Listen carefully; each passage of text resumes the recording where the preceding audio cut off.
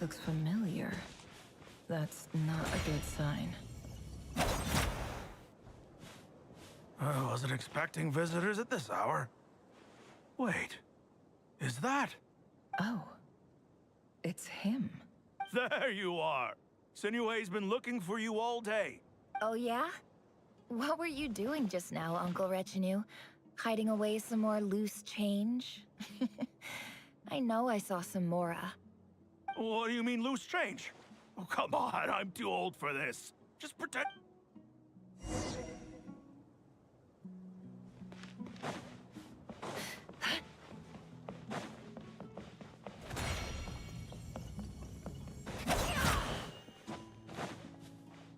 Hey, kid. Mind telling me what Sinuhe's been up to recently? I'm trying to get in his good books and I need a way in.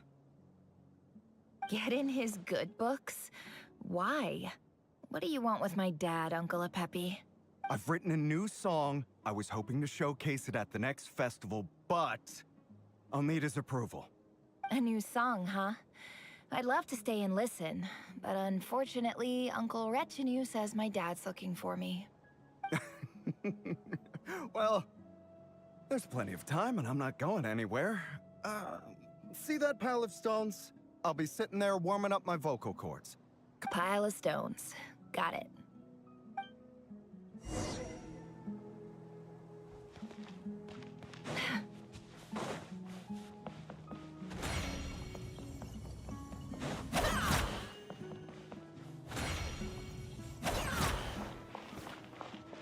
Hi, Dad. Uncle Retinue said you were looking for me. Ah, there's my little princess. If you'd gotten back just a little sooner, you could have shared the spoils of war with me. Spoils of war? Who were you fighting against, Dad? It was just a figure of speech. The aftermath of a sandstorm is no time to be waging war. I was talking about our war against thirst. I went out to fix our water supply problem, and now I'm back. Which means... We have a well again!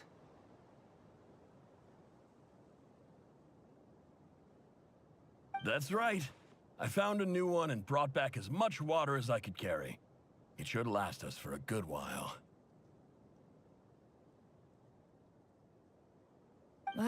If it wasn't for these blasted sandstorms, our wells wouldn't be caving in. You wouldn't be spending all your time out searching for new water sources. As the chief of our tribe, I'm supposed to be leading us out of hardship and poverty, onto better things. You know how prosperous our ancestors were.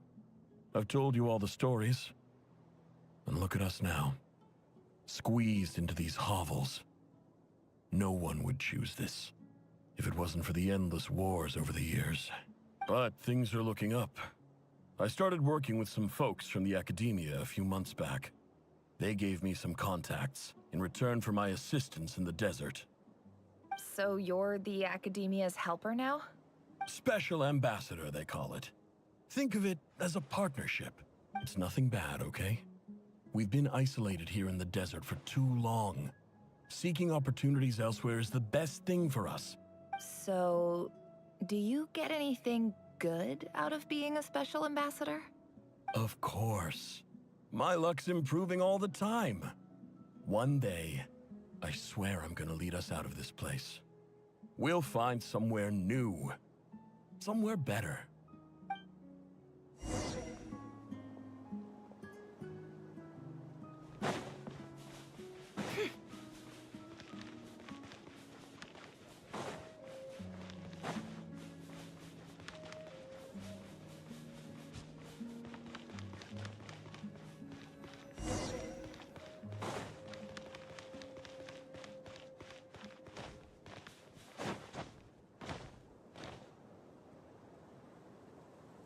That's our well, and you know it.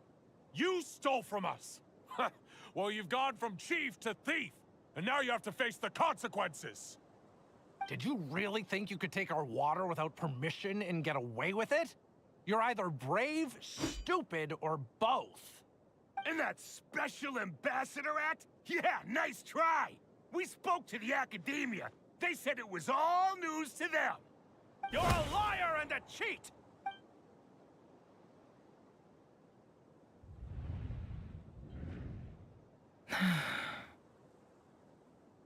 I heard Yehuda gasp, but I don't blame her. Most people are terrified by the sight of blood. Corpses strewn across the ground. The wounds are clearly from scimitars and daggers. The desert dwellers' weapons of choice. There's a handwritten note on the ground. Let's see what it says. Halil, this is Sinuhe, chief of the Shimti tribe. Surely you remember me. This is my second time writing to you. I assume my last letter must have gotten lost in the mail, as I didn't receive a reply. I'm writing to you because I need some help. That sandstorm the other day completely blocked up our well, forcing me to look for another water source in Iab and Unut territory. Praise the gods. The well of the Iab tribe was intact. It was my last resort. I drew what water I could and left, but not without being spotted. I fear they will retaliate.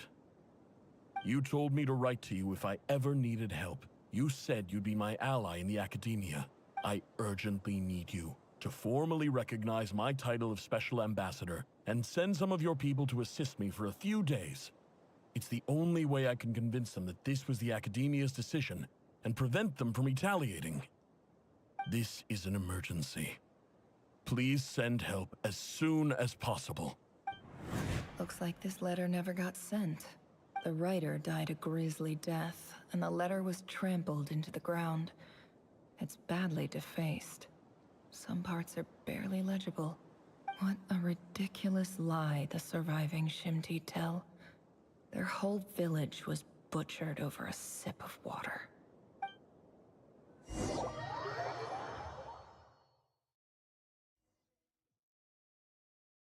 Ah, officer. Welcome. Welcome to our humble village. I thought you would at least have the courtesy to provide some respectable libations. This is the finest wine Aru village has to offer. I promise.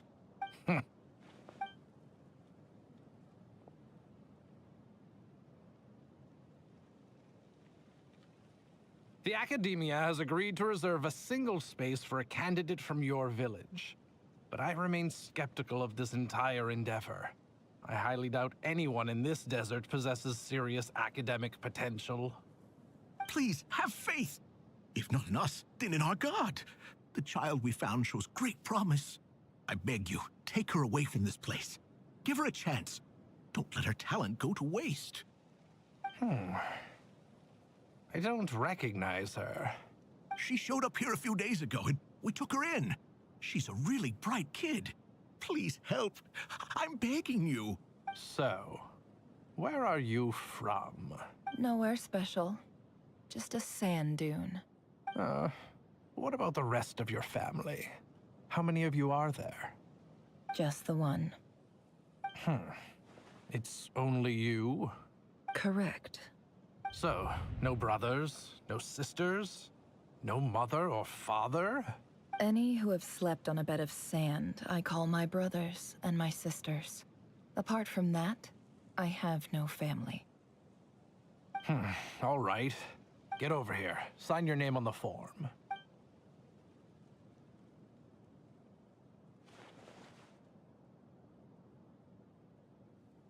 Never? You're rather fair-skinned for a desert dweller.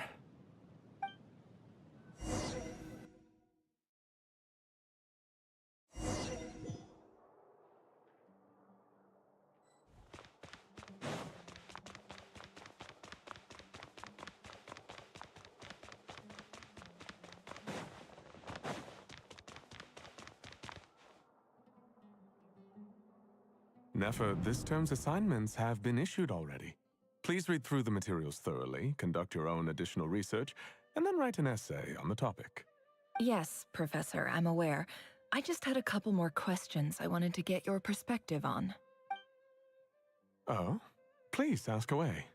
Well, I saw the other students' problem sheets, and I couldn't help but notice that my assignment is much easier than theirs. Do you really think I'm a weak student? A weak student? Goodness, no. Quite the opposite. You have a sharp mind. Almost too sharp. I think what you're saying is a weak student wouldn't have noticed the discrepancy. And if they did, they certainly wouldn't complain about the lighter workload. You see, sharp as they come. You see things the way they are. And I'm sure you know why they're like that. Because of where I come from. Because I'm different.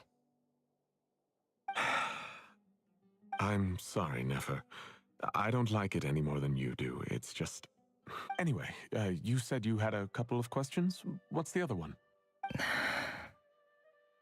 I wanted to check. If someone sent me a letter to the academia, where do I go to collect it? Ah, your family wrote to you. As long as they put your name on the envelope, someone should hand it right to you. Not exactly.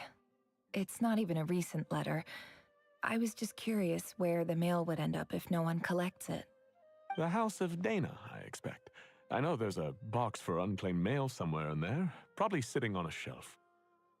Whatever you're looking for, that'd be the place to start. Okay, got it. Oh, don't mention it. Honestly, I feel like I failed you. I'm supposed to be your teacher, but I haven't taught you anything. Hey, don't say that. You're a great teacher, and you do your best for all your students. But the rules are the rules. You're not allowed to teach students like me. It's not just the academia either. The whole world bends over backwards for the successful, and leaves the losers to suffer and die. Oh, my dear child. Don't tell me you've given up on life already. I haven't. I just think that if you want to make it in this world, you have to find a way to become successful.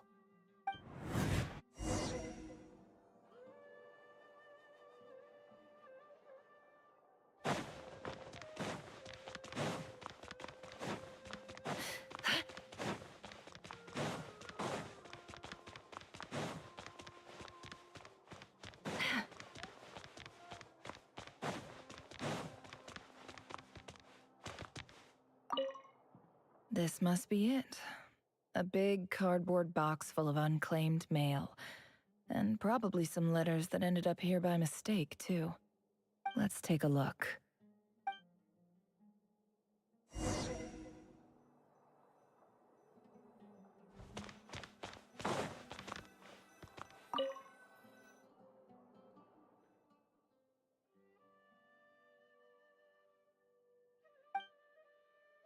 A dilapidation survey from Port Ormos.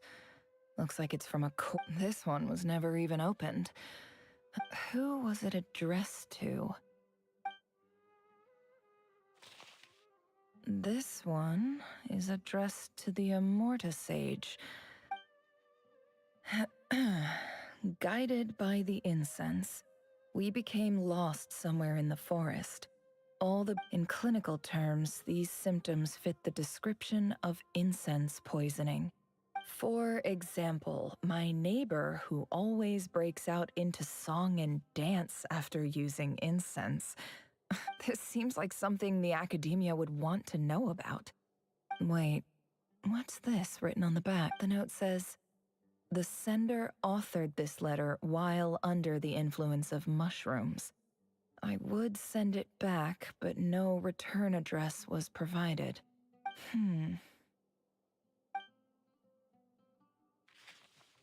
This next one is addressed to Grand Sage Azar. A few words of protest regarding recent changes in Sumeru's educational policy. In recent years, the academia has taken on a small number of students from the desert region, as per the policy to this effect. However, it appears to me that these students have not, in fact, been provided with educational opportunities that are, in any meaningful sense, equal to those enjoyed by their peers.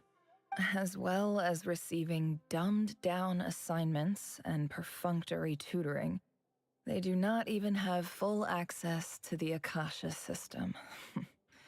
Education is the fundamental purpose of this institution, which should go without saying in a nation whose founding virtues are knowledge. As Grand Sage, policy decisions are your prerogative, but do not forget your roots. I do hope you will give some serious attention to this matter. I encourage you to discuss issues like this with myself and others, and listen to some alternative opinions. Great letter. Shame it didn't get to where it needed to go. And the sender is... Huh? Sage Cyrus of Spontamod. I didn't realize anyone else even knew how bad students like me have it in this place. So this is where letters from the Sage of Spontamod end up? Nice one, Grand Sage. Really enlightened leadership. Whatever. I'm not exactly holding out hope that a letter sent from the desert would even make it here. But if it did, where else would it end up if not in this box? I can't believe how much discarded mail there is. Must have been years since someone last went through it all. And this is just one box. I don't believe for 1 second that any human being has sat down and read through all the documents in this place. Who has that much free time on their hands? Wait, could this be it?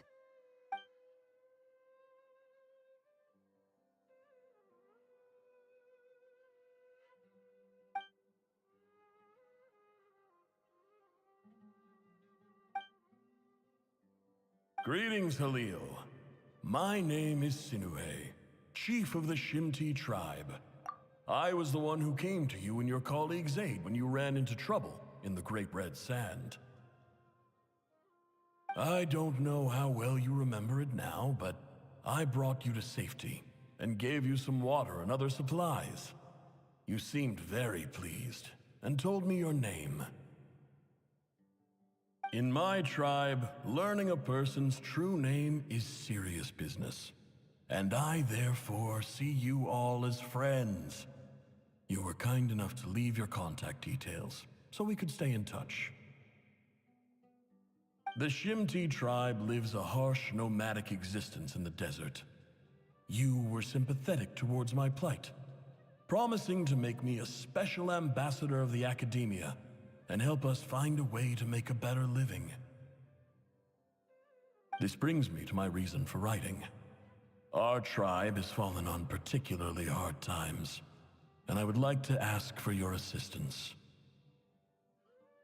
There was a terrible sandstorm a few days ago, which blocked up the well in our land. To ensure my people's survival, I had no choice but to venture into Iyab and Unut territory in search of an alternate water source. The Iyab and Unut are descended from the Thamudians. While we trace our ancestry to Tulatala, we worship the Lord of Flowers and have had relatively good relations with our fellow tribes up until now. I found a well belonging to the Iyab tribe. They declined to help us, but I really had no other option. So I took some water to keep me and my tribe alive. My actions are certain to incur their wrath. When we met, you assured me that you would be my ally in the academia. I would like to take you up on that offer, because I really need your help. I wonder if you could send an academia representative to meet with me. That aside, the last time you were here, you mentioned that the academia had started accepting students from the desert, and I told you a little about my daughter, Nefer. We have next to no resources here in the desert, and my power and influence are limited. Would you consider enrolling my daughter at the academia? She is a smart girl. I know she won't disappoint you. From the outset, the academia never took you seriously. Those things they promised were just empty words. I doubt they even remember the name Sinue. And you were so emphatic that your luck had finally changed for the better. You swore you'd lead us to a better place one day. You spoke with such conviction, like you were the most powerful chief in the whole desert. You liar. You lied about everything. You promised the world and delivered on none of it. And who fell for it? Just me, by the looks of it. Despite your best efforts. Which makes you a pathetic liar. You weren't even any good at it. I think I'll take over from here. Let me show you how it's done.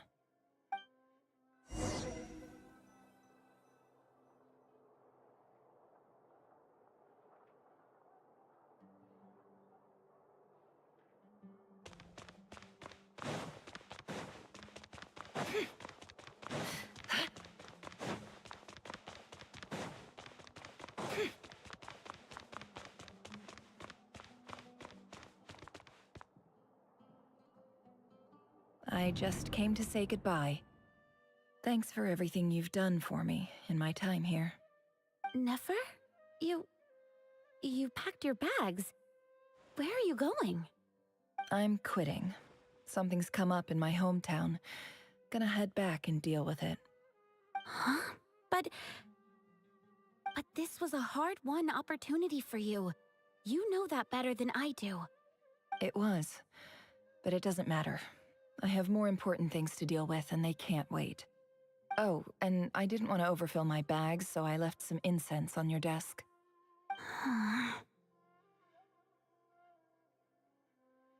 What's wrong? I thought you liked incense.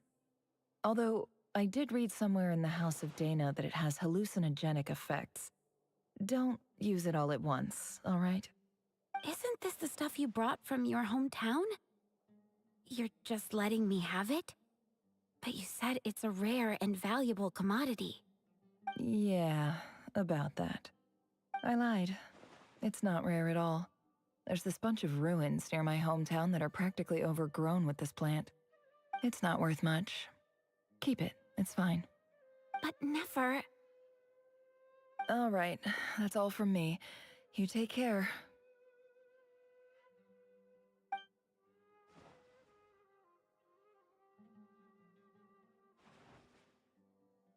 Don't forget me, okay? I mean, we're more than just classmates, right? We're friends. Yeah, I'll remember you. I lied again. That incense is worth a fortune, and it's a rare find even in those ruins. And as for remembering her, I have far too much to do when I get back. No time to reminisce. I'll be lucky if I even make it through this alive. But either way, I expect I'll forget you pretty quickly.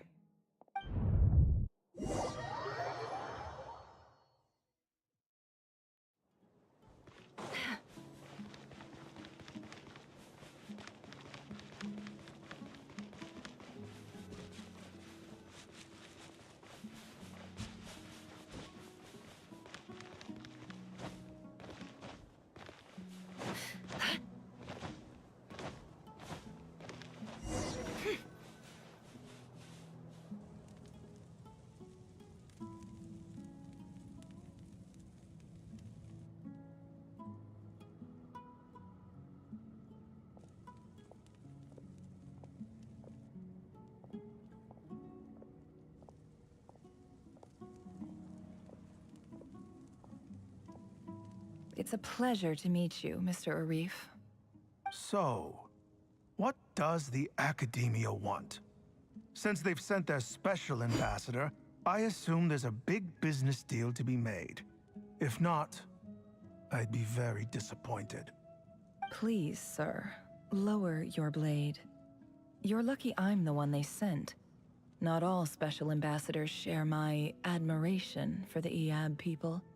The ever-shifting balance of power in the desert reduced the once great civilizations of this region to rubble and sand. But the story of the Eab has a very different trajectory. Others grew weak, But you grew strong, beginning in obscurity and moving to prosperity. You're the only ones who defied the trend. Huh. So, you do know who you're dealing with? This well is the perfect symbol of your strength, is it not? It used to belong to the Unut, but it looks like you have control over it now. You're not wrong. But I'm sure you didn't come all this way just to flatter us. Of course not. I came to bring you some very good news. Some information that recently came to light, which might just be your ticket to freedom. Records uncovered by the Vahumana Darshan show that a certain well currently under Iab control is built on top of some ancient ruins. These ruins are of great archaeological interest to the Academia. I checked the map carefully on my way over here, and I'm confident that this is the well in question. The Academia is offering 50 million mora in return for excavation rights. 50 million? No, wait. If these ruins are as important as you say, 50 million's a little low, don't you think? Don't get greedy, Iab. We know far more than you think. We know that you seized this well by force. Wasn't that the first step in your rise to power? To drive away the Unut and steal their water supply? So what if it was?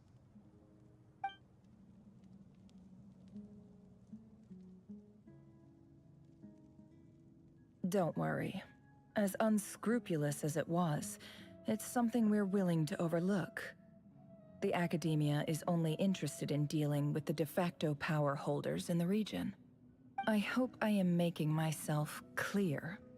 And I hope your words are the truth.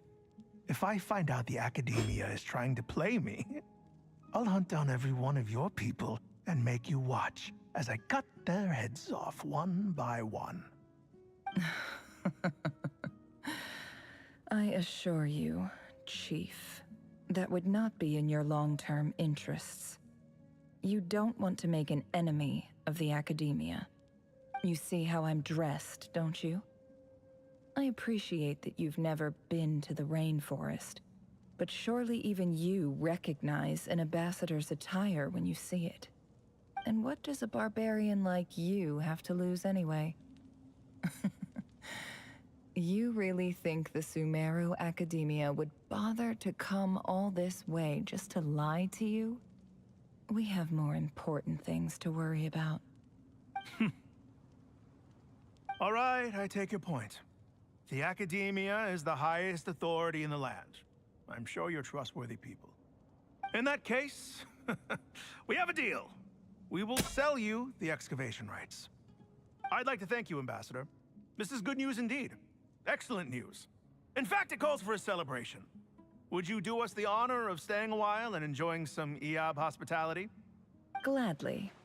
I am partial to wine myself, and I trust you are as well. So let's indulge in a few drinks together, in celebration of this momentous occasion.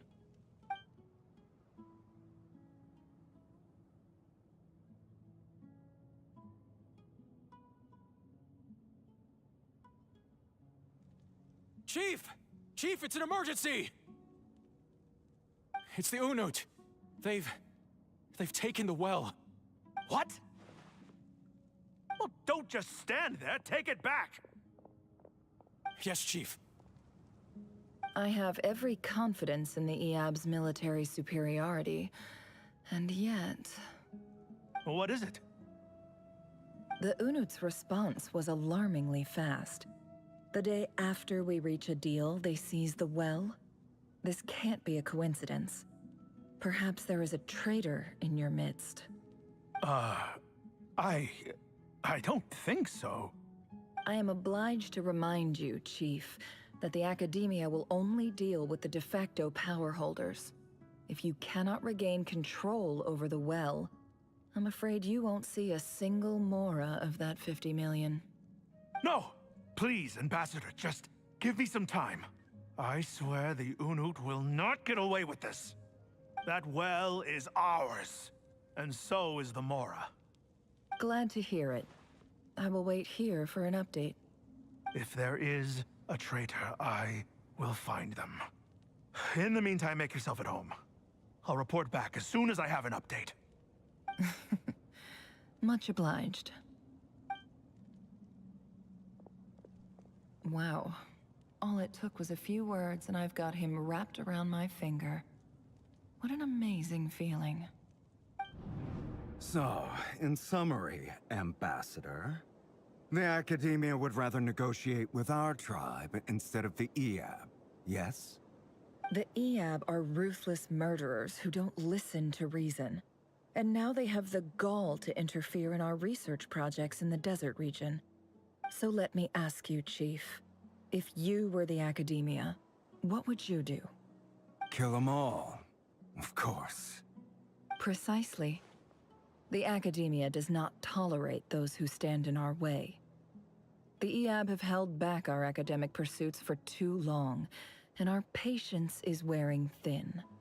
At the same time, there is simply no way that the Academia can be seen to be intervening in desert affairs. I'm sure you understand where I'm coming from. We have our own rules out here. If the rainforest dwellers raised arms against a desert tribe, it'd start a bloody war. Right. We can't confront them ourselves, but we can support their enemies. The Unut have always had strained relations with the Eab, which makes you our natural allies. Natural allies. Weren't the Eab your allies once? You were quick to send them after us to protect your interests back when we stole that water. And now look at you. You're at each other's throats. Let me be clear. The Academia wishes to collaborate with the legally recognized rulers of the desert in this matter. We are asking for excavation rights to that well, and our offer is 50 million mora. Say no more. I believe we have an understanding. Good. Then I suggest you get to work. Get us access to that well, and the mora's yours. You see, Dad? Lying is easy when you know how. People will believe anything.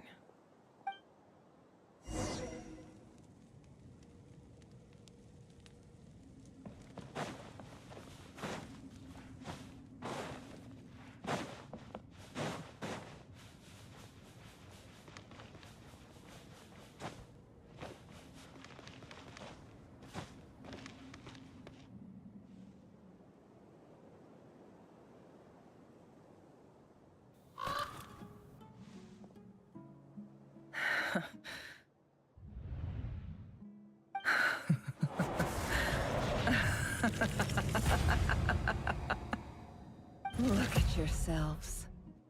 You may be vile, savage monsters, but your butchered bodies bleed like any others. You're no different. You're nothing special at all. The monsters who destroyed my home, they're just ordinary, petty human beings. What a joke. I think we're even now. Maybe I've even done the desert a favor. It's a better place without all these people around. Oh, Sinuhe, my gullible fool of a father. Perhaps if you'd been as ruthless as I was today, our tribespeople would still be alive. In this dog-eat-dog world, a chief needs to be tough to survive. But you couldn't do what had to be done. So I did it for you. Nefer, it's okay. All of this is in the past now. I believe I remember you promising to remain silent. Yeah, but even so... Yehoda, is there anything you can do to ease the tension? All right, time for a sharp turn onto a completely different topic. So, anyway, that's enough of that. When are we getting out of this place? Feels like we've been walking forever. I'm getting pretty tired. Oh, Alma, you tired? Yes. If we can find somewhere to sit down, I could certainly do with a rest. It's not far now. There should be a temple just up ahead. Yes. Really? A temple? That's where this story ends? I guess that's how things go in the desert. Desert dwellers can never escape their destiny. Or so everyone says. I never wanted to believe it, but looking back now, I'm as desert as they come. You mentioned a temple. What's waiting for us there? My biggest trade secret of all. Ah. Then I'm guessing it's where you got your power from. The power to peer into other people's minds. I didn't know you were clued up on any other religions. I'm no expert in the history of Sumeru, but since you come from the desert, I would imagine it has something to do with King Deshret. Sounds impressive. Ah, I know who you mean. General Mahamatra Sino. The spirit of Hermanubis dwells within him. That's Boss Neff for ya. She knows everything. Sino's hardly a figure of obscurity, but I know about Sethos too. What about him? Is he a big deal or something? Well, he's not a small deal, let's put it that way. Please, this is the bare-bone basics. Save the flattery. Thanks for your patience, everyone. I'm sure it's been a lot to take in. With any luck, that's our exit just up ahead.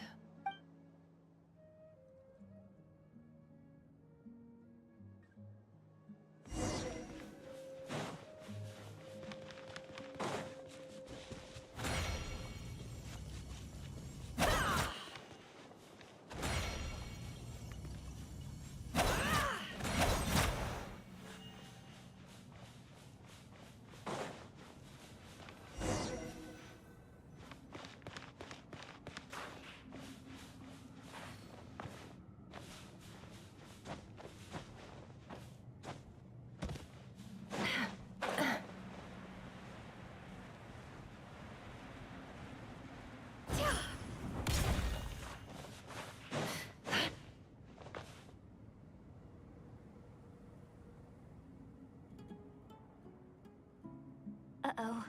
Uh-oh. Uh-oh. I'm totally out of my depth here. I don't have anything to add about any of this stuff. Like, look at that statue, for instance. I want to do the whole name-dropping, this girl knows her stuff thing too, but I've never seen anything like it before. A statue with the head of a bird. That's Thoth, the Ibis King. One of the 7 pillars of King Deshret. The legends say that he, the Crocodile King, and the Goat King were the 3 retainers of King Deshret. Let's take a look.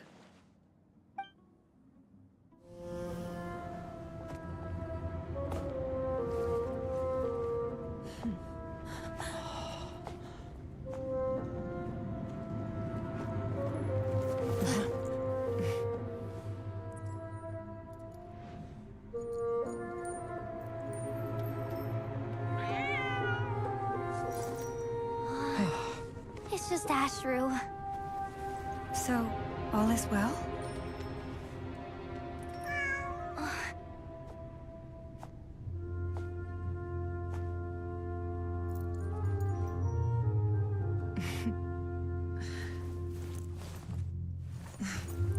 Typically speaking, at this point, the world disintegrates. Then we find ourselves back in the outside world. Besides, these are my memories. There's nothing to fear. You're sure? Of course. It's almost over.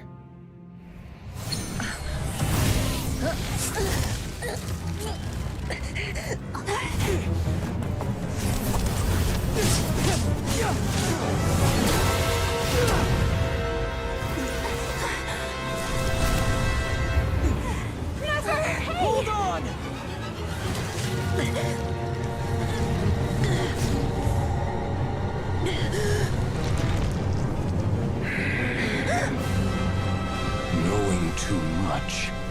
is always a death sentence. Speak for yourself.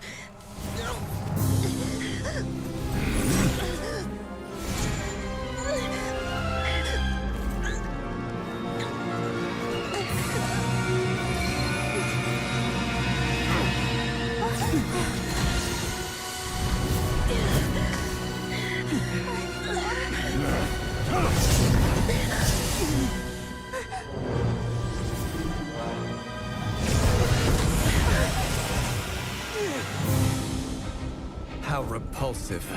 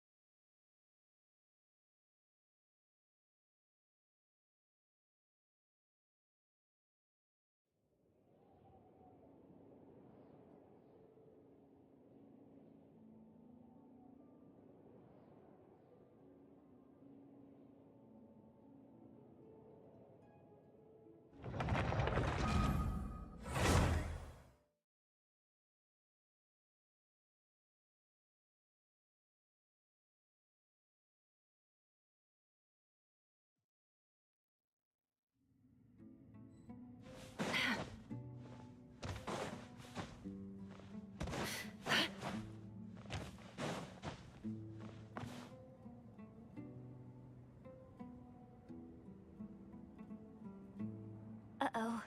Uh-oh. Uh-oh. I'm totally out of my depth here. I don't have anything to add about any of this stuff. Like, look at that statue, for instance.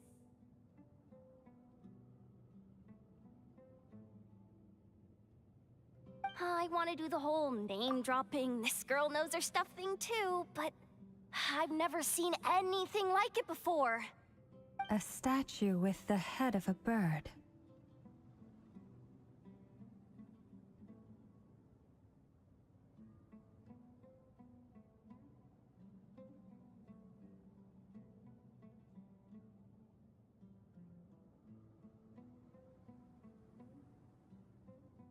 That's Thoth, the Ibis King, one of the 7 pillars of King Deshret. The legends say that he, the Crocodile King, and the Goat King were the 3 retainers of King Deshret. Let's take a look.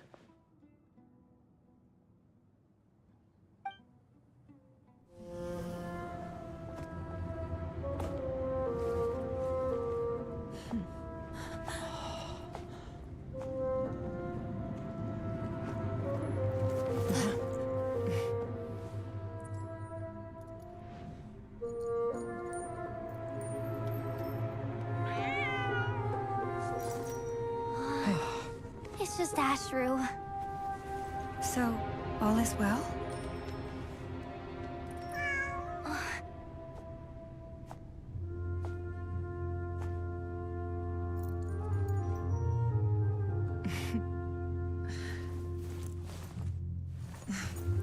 Typically speaking, at this point, the world disintegrates. Then we find ourselves back in the outside world. Besides, these are my memories. There's nothing to fear. You're sure? Of course. It's almost over.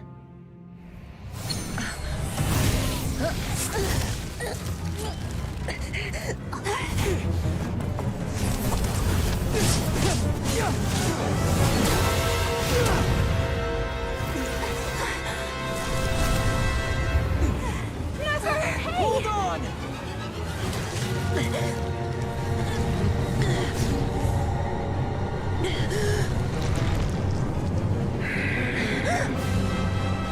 Knowing too much is always a death sentence. Speak for yourself.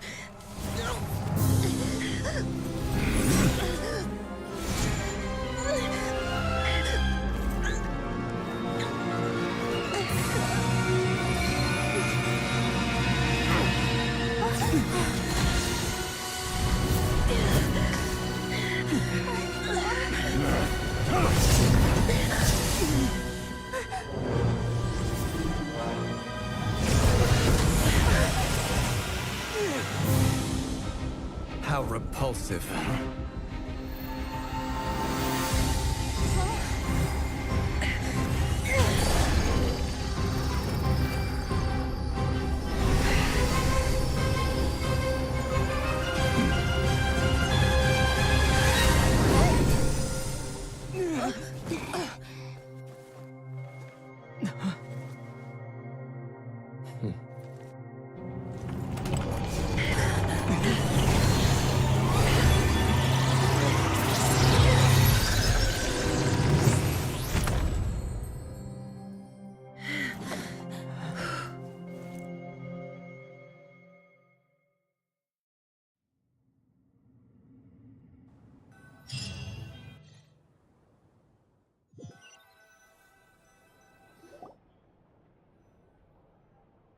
Timed that pretty well, didn't I? It's okay. I'm just glad no one was hurt. Paimon noticed you doing something too, Dainsleif. Were you helping get them out? Of course. When I asked Nefer to conduct this investigation, I was not naive to the dangers involved. I had a duty to ensure your safety. Good to know your sense of justice is still intact after all these years. I take that to mean that you saw the truth. That comes as a great relief. I certainly did. And thanks to your help, I also managed to trap Rerir inside the chess set. Whoa, really? How'd you manage that? Well, to be honest, I sensed that something was wrong long before we made it to the temple. By using this fragment to probe into Rerir's past, well, the monster formerly known as Rerir, it seems I alerted him. I was tracking him, then he caught on and started tracking me too. Can't say I'm surprised. But how did he track you through your thoughts alone? That shouldn't be possible. Rerir was a secret agent who reported directly to the Vinster King. He is an expert at finding a trail and hunting down his pursuers. No wonder.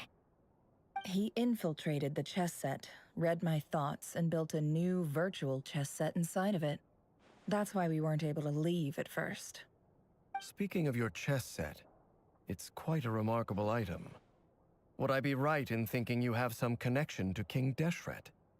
You overestimate me. I only have a connection with one of his underlings, the Ibis King. You all saw how this came to be. A long time ago, the Iab massacred my tribe, the Shimti, in our home village. A few years later, I enrolled in the academia, where some new information came to light. The Unut and the Iab fought a bitter battle over the rights to a well, all for the sake of a non-existent 50 million mora. The Iab ultimately won that confrontation, but their victory came at the cost of almost every warrior in the tribe. The final blow to the Iab came at the victory feast, when an Unut assassin beheaded their chief right before my eyes. The remaining Iab fled and have been scattered to the winds ever since. Having gotten my revenge, I returned to my hometown, where to my surprise, the nearby temple was still standing. There it was, seemingly immune to the relentless hostility of the desert, while my tribal home lay in ruins. As I stood there gazing at the temple, I noticed a cat just outside. This cat, as it turned out, was home to the spirit of the Ibis King. He led me to a gate deep inside the temple, and there he made a deal with me. This chess set is my gift from the Ibis King. The chessboard within is made to the same specifications as the one in the mausoleum of King Deshret, and represents his power of piercing analysis. With this chessboard in its container, I gained a certain ability to perceive hidden secrets.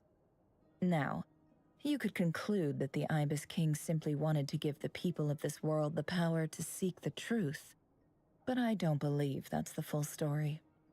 Every god plays favorites. Their hearts are as fickle as any human's, full of secrets, perversions, egotistical tendencies. But precious few gods are willing to admit this. It is the same with all powerful forces, including fate itself. Their gaze falls preferentially upon a select few. As you rightly point out, this is an act of favoritism. If you're alluding to the Abyss, then yes, I agree. Gather the others. It's time to share everything I've learned.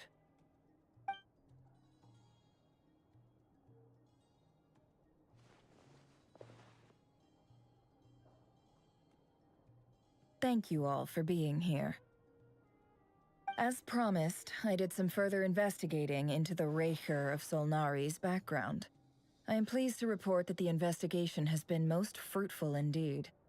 The Raker of Solnari, real name Rerir, was once a Conrian subject who served the Vinster King. I will now share the important details of his story. Please save any questions or comments for the end.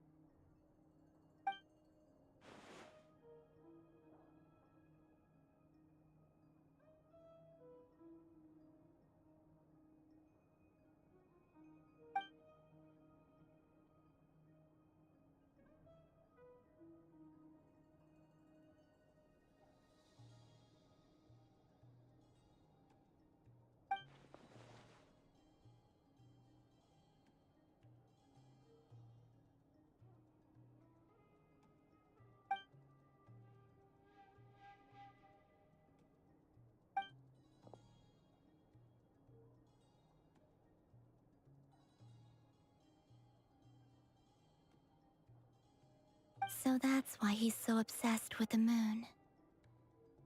A tragic tale, to be sure. But it does not excuse his many transgressions. No matter how much Rerir suffered in the past, the fact remains that he is what we know today as the Wild Hunt, wreaking havoc upon innocent lives in Krai. He becomes more dangerous with each passing day. If left unchecked, it is simply a matter of time before all of Tevat suffers the consequences. This is a threat that the Knights of Favonius cannot ignore. A question for Miss Columbina. Forgive me if this is presumptuous, but have you ever seen the spatial gateway that appeared in Rerir's memory? Never. But I have heard stories of something called the Moon Gate, and this seems to fit the description. Miss Lauma, any thoughts on this? In the lore of the Frost Moon Scions, the moon is believed to hold many secrets.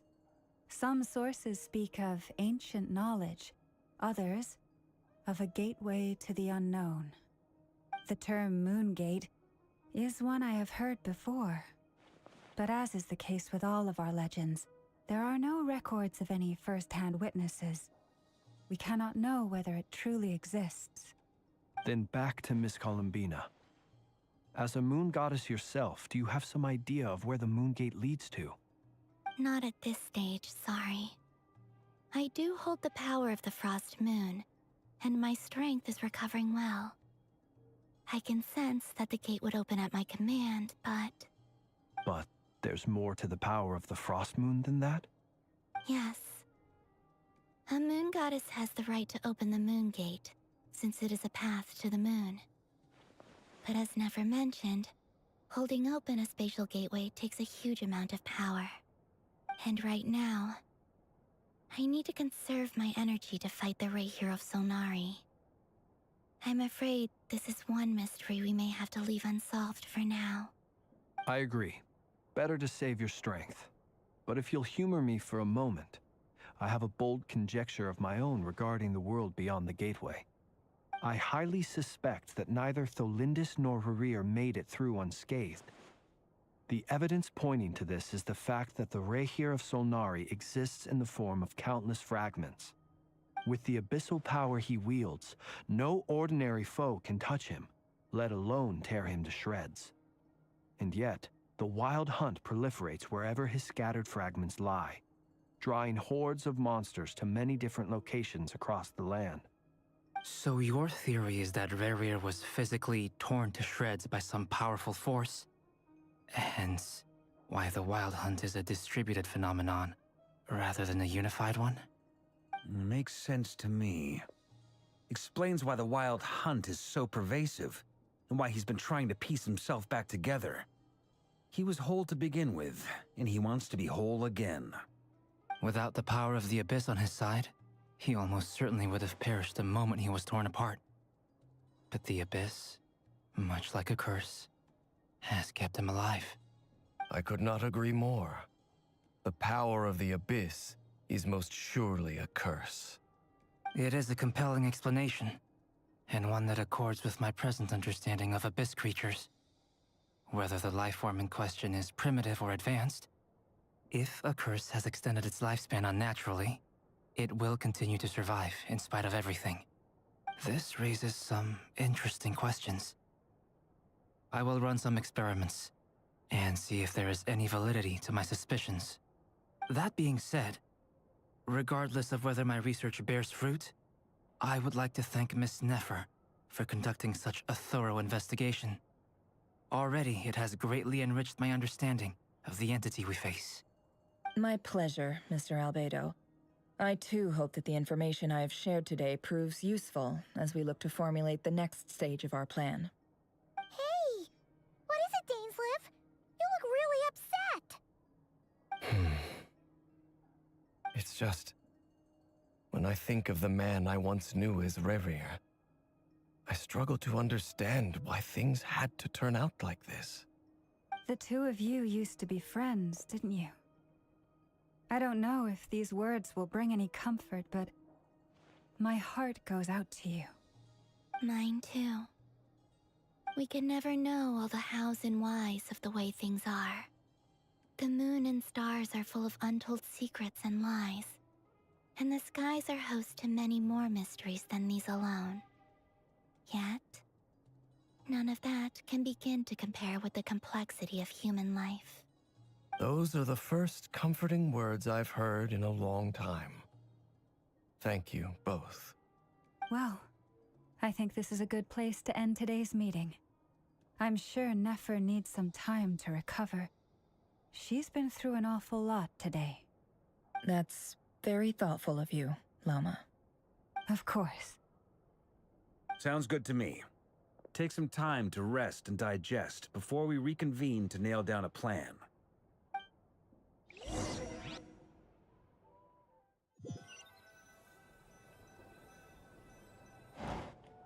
Hey, is this a bad time? Hope I didn't kill the conversation. No need. Come on, let's talk outside.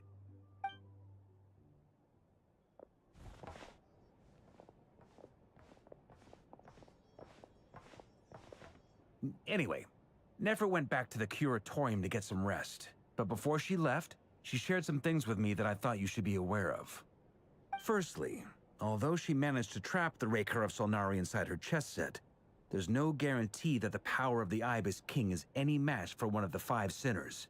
Their powers are beyond our comprehension. It's only a matter of time before he finds a way to break out. We have to come up with a plan and take care of him before that happens. Honestly, my mom figured that might be the case. So, how long have we got? Well, I asked her that same question. She talked for a long time, but for the most part, it seemed like she was trying to convince me how precious her chess set is. What a long and storied history it has. It felt like some kind of sales pitch, you know? The kind where you end up handing over Mora against your will. Anyway, after all that, she finally answered the question. 2 days, at most. 2 days? Holy moly! Can we even recruit enough help in that time? That remains to be seen. Which brings me to the second issue. Dainsleif is obviously conflicted about this whole thing. But given how little time we have, there's no way we can pull this off without his help. You have some history with him, right? Do you think maybe you could talk to him for us? Great. I appreciate it. All right, on to item 3. So, Albedo, Duran, and I put our heads together and came up with a plan. Can't promise it's gonna work yet, but at least it's a start. We figured we'd bounce the idea off you first. We'll explore it further once everyone's recovered. Oh, Paimon's dying to hear this. All right, so here's what we're thinking.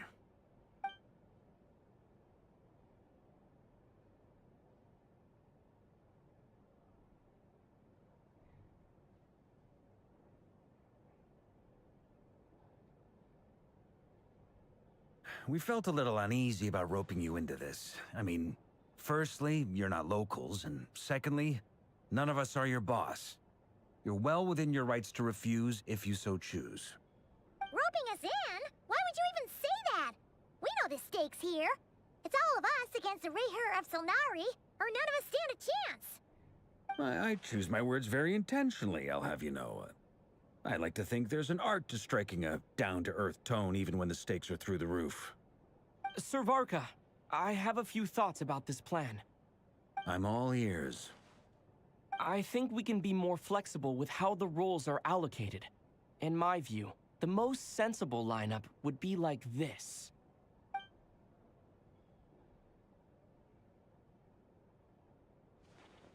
I see your point, yeah. But if that's how we're going to approach this, you'd better make sure you're ready. To be clear, I don't doubt your abilities. Far from it. I just want to make sure. Are you really willing to take all this on? I want to do everything within my power. The Rayher of Solnari is a truly fearsome opponent, and if I do my part, it'll greatly reduce the risk for everyone else involved. Well, that tracks with what I've heard. Jean's mentioned in her letters that you're so diligent it's almost abnormal. As in, most people weigh up the risks and rewards in situations like this. But you seem to just march towards danger without a moment's hesitation. Of course, everyone appreciates a fearless pioneer. But all that aside, I'm the Grand Master of the Knights of Favonius, and you're our honorary knight. I want to make sure your courage doesn't come at the expense of your safety. Thank you, Sir Varka. I should be the one thanking you. It means a lot to have you on board. I'll give some serious thought to your suggestions.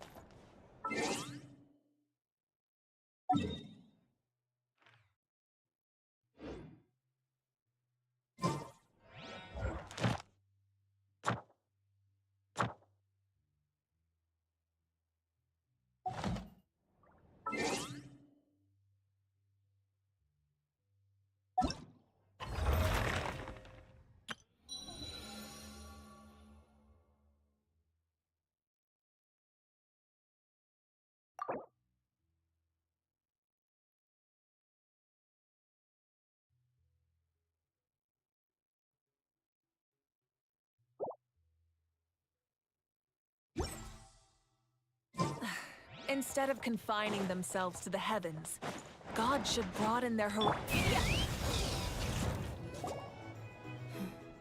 This is a thorough plan, but I do have one last question before we take action. How can we be sure that our enemy won't leave the designated area? Great question. Albedo's been hard at work analyzing Rayher and the Wild Hunt's behavioral patterns. His conclusions are as follows. Firstly, from the earliest known confrontation until now, Rayher has never displayed any ability to manipulate the dimension of space. so it's unlikely he has any power in that domain. Secondly, he seems to have a particularly strong vendetta against our group. If we put him in a fight-or-flight situation, he'll choose to fight every time. Thirdly, finally, and most importantly, he is consumed by hatred, both for the moon and for his enemies. Turns out, we tick both of those boxes. We have a reincarnated moon in our ranks, and a spy who accessed his private memories without permission. He'll be baying for blood, not looking to escape. As someone who's had their fair share of interactions with the Wild Hunt, those all seem like valid observations to me. Understood. Then I will defer to the verdict of the group. Well, everyone, that's the plan in full detail. Albedo and Durin are carrying out their part as we speak. Plan approved. Scheduling. Okay, any firepower you need, I got you covered. Let's light this baby up. The Frost Moon Scions are behind you as well. And the rest of you?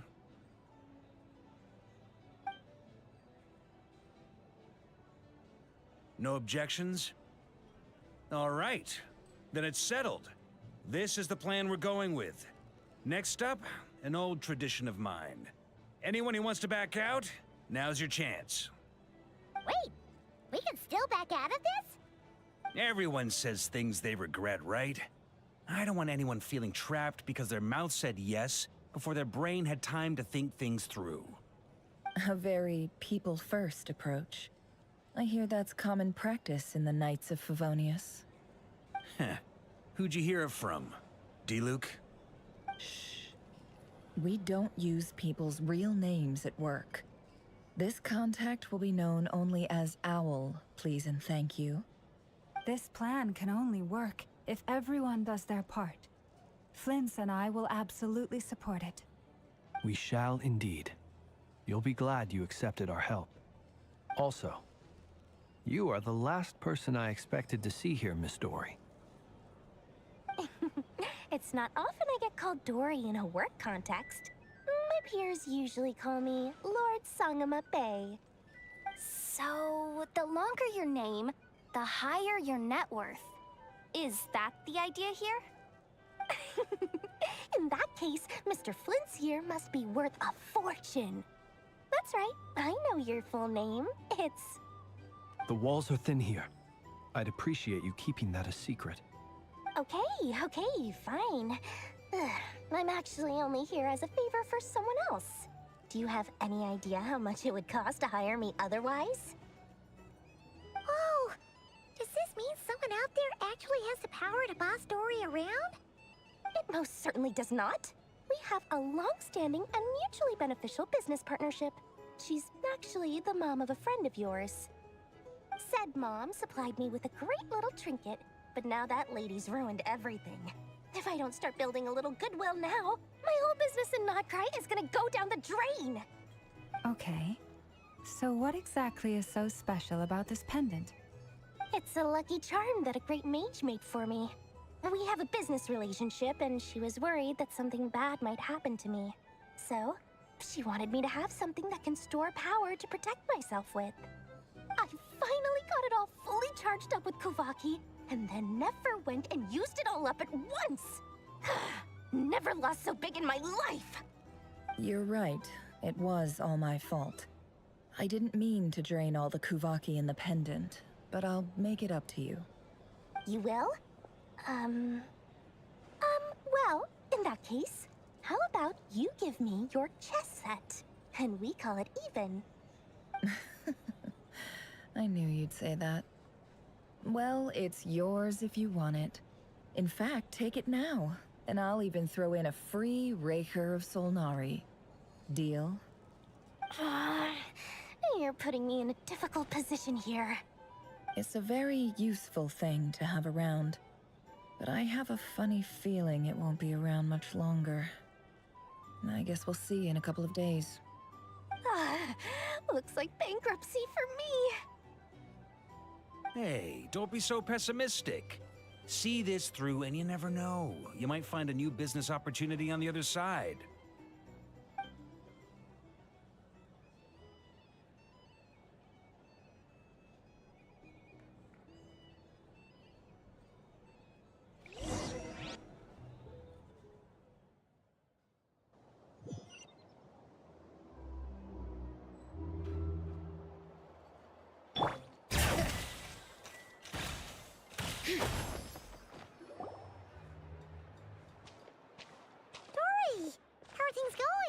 Feeling ready?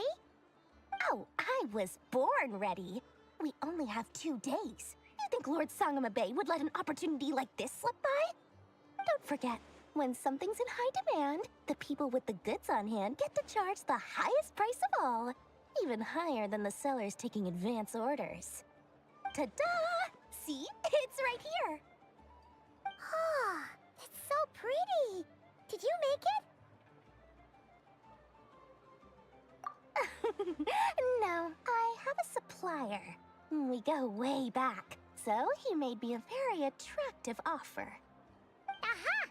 No wonder you were talking about Lucky Charms at the meeting. You've been getting Kave to make them for you. That's not the full story. It actually started a while back as a project between me and the Dendro Archon. Mage Alice once warned me that this world won't stay safe forever. There may come a day when everyone faces a great crisis. I passed this on to the Dendro Archon, and she secretly brought together a research team made up of Sumeru's top scholars to invent a technology that could keep people safe. I won't go into the details because it's all very complicated, but if you want to know more, you can ask the Dendro Archon about it sometime. Anyway, point being, it was the Dendro Archon who asked Kave to build this little contraption. As one of the top Kashara War talents, he was the obvious choice. Took him long enough. He stressed over it for ages. Must have gone through at least a dozen designs before producing a final product. But that's Kave for you. Marak delivered it to me a couple of days ago, along with a letter from Kave. Could I ask why I'm sending this technology to you? And what's your proposed use case? Has it been approved by the relevant authorities? So nosy. My fault for sending him the research permit to begin with. Surely Nahida must have told him you were involved in this project. He was probably just nervous because you're always so secretive about your business. Could be, could be. Anyway, I just replied, let's hope there never has to be a use case, because it would involve grave danger. Fair enough. But it sounds like he was just being cautious. He probably felt responsible as the one who made it. Or maybe he was asking as a favor for his housemate. He's done that before. Not sure why, though. His housemate doesn't seem to really care that much about this kind of stuff. Either way, all's well that ends well. I'm just glad to finally have my hands on the product. I wouldn't want to be without it, given the potential dangers that lie ahead. Huh? What does that look mean? Paimon's just super surprised. This must be the first time we've ever seen you actually get serious about something. Well, a long time ago, I made a promise to myself. I promised that I was gonna live every day of my life with a big, beaming smile. Obviously, Mora plays a big part in that. But there are always gonna be times in life when you have to give something back. That could mean paying back a debt, returning a favor, or showing some kindness. Alice has been a huge help to me over the years. She was the first investor I ever had. And I want my investors to know that Lord Sangamabe is the best in the business. And more than that, no one knows what the future will bring.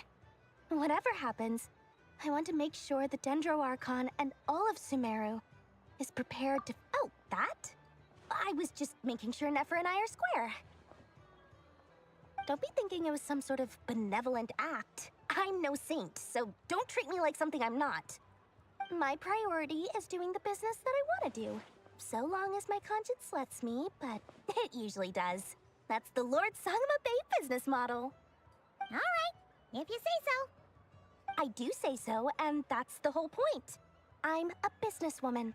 Don't go trying to figure out what kind of person I am. You'll exhaust yourself. Much easier for everyone involved if you just take my word for it. Oh, and could you two help me get this stuff where it needs to be? Thanks so much. You're my favorite assistants.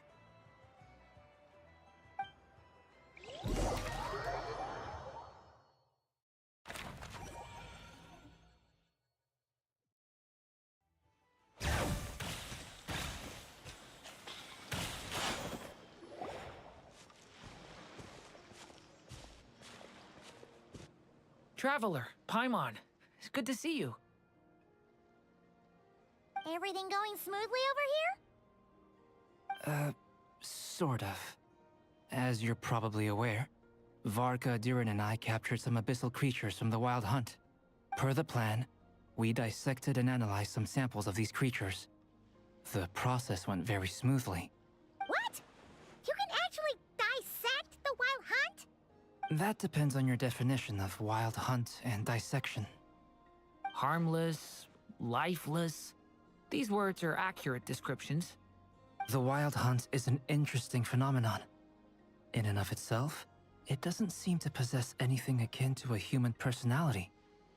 But taken as a collective, the medium through which the Wild Hunt is summoned does appear to have a soul. Master griped a lot about the wise Horoptetyr, and seemed somewhat fascinated with the foul Certology. But she barely mentioned Rerir at all. I don't think that was because of his lower social standing, though. Anyway, it's a pity. I should like to hear her thoughts on the nature of the lifeform he has become today. It's a strange mix. The furious energy of an abyssal being channeled through a fractured physical existence. A consequence of being torn apart by an unknown power. Perhaps the only explanation for his survival in this state is that he sacrificed a degree of individuality in exchange for a continued existence. Oh, sorry. Once I get talking about interesting research, I have a tendency to go on indefinitely. Back to our research findings. Essentially, they confirm my hypothesis. Rerir's corpse is completely contaminated by the Abyss, and the effects are irreversible. You could think of this as Rerir in mutated form. But in my view, even that would be inaccurate. In reality, his whole being has been consumed by the Abyss. In other words, he is now nothing more than a manifestation of abyssal power.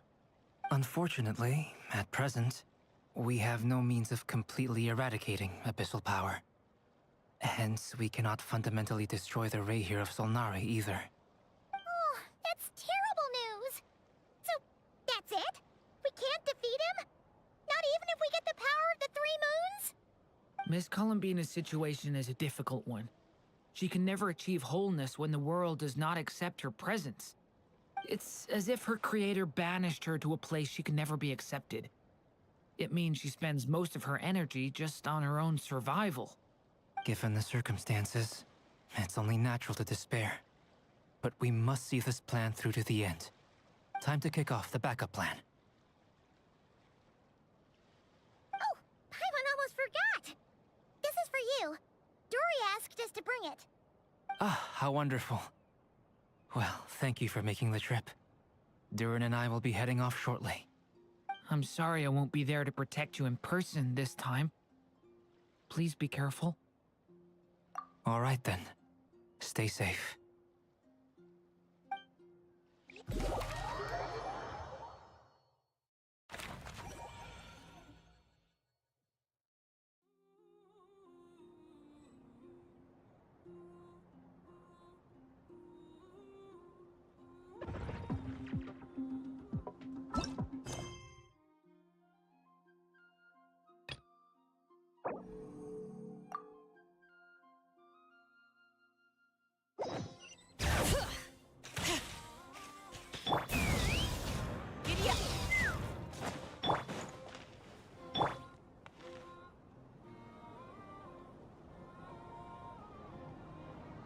Miss Lauma, is everyone here?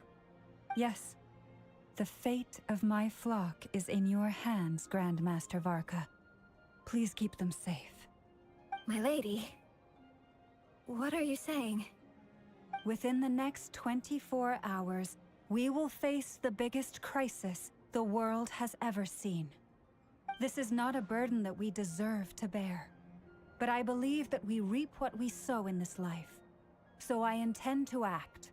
I must do what I think is right. For me, that means fighting for the future of Krai. This gentleman is the Grand Master of the Knights of Favonius, Varka, Knight of Boreas.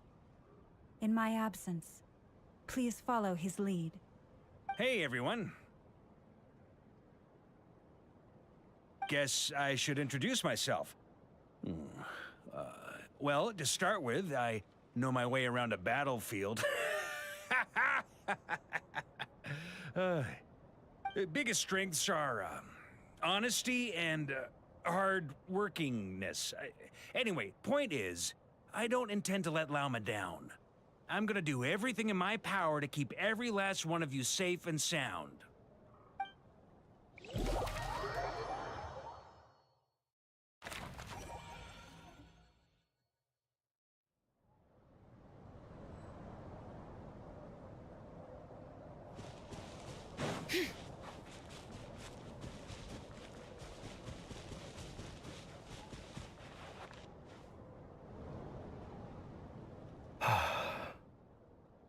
Something on your mind?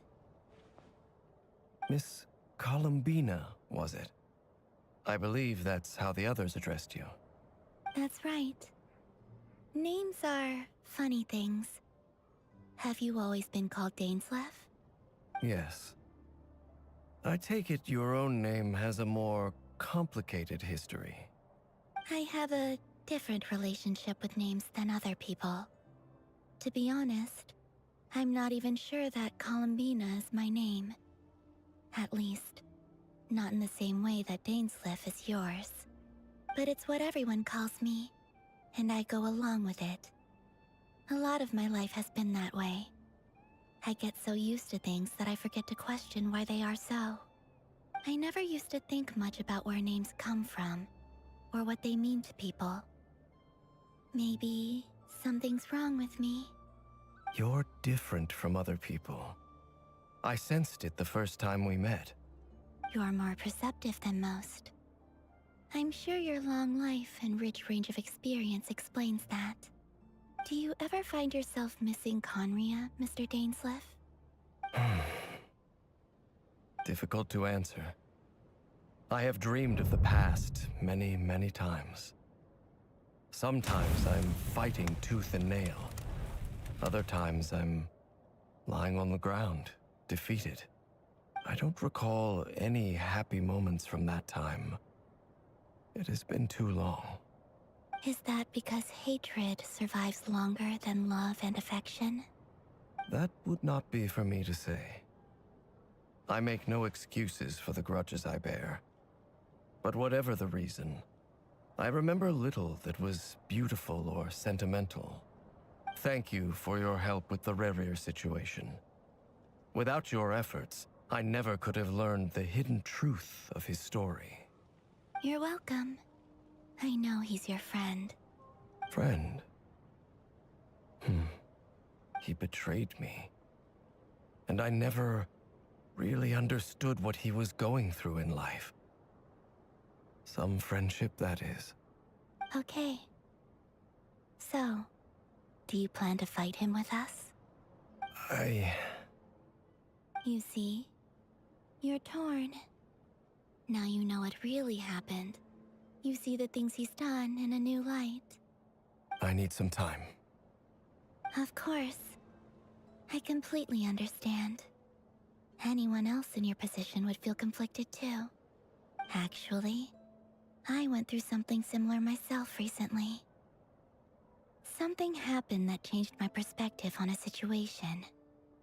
A situation I took for granted at the time, but now I feel very grateful for it. You mean the Harbingers who still support you, even though you've left the Fatui? Yes. I always thought they were only helping me because Harbingers are forced to work together. But then I abandoned them. A warrant was even put out for my arrest. And even now, they still support me. Which means I was wrong about them all along. Clearly, they view you as a friend. I feel a little guilty now. I regret not seeing her help for what it was, and not treasuring it. I see the guilt that you're feeling now, because I feel it too. Hopefully, talking about it will do us both some good. Have you noticed that the Traveler and Paimon are over there? I think they've been listening. Huh. Shall we say hello? Sure. Hello. Ah! They caught us!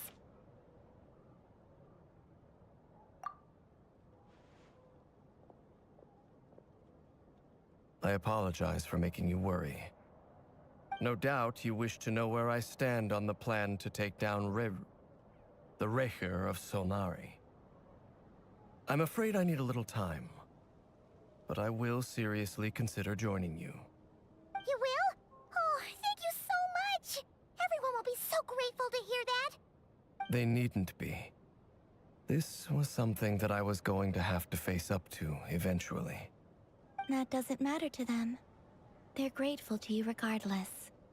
You can't control their gratitude, so just accept it. And then, have a think about whether you're willing to join us.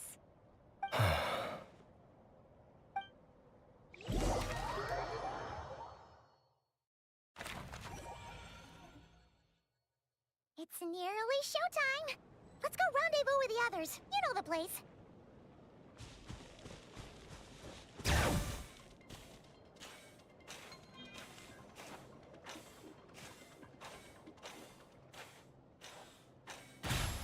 Let's rock!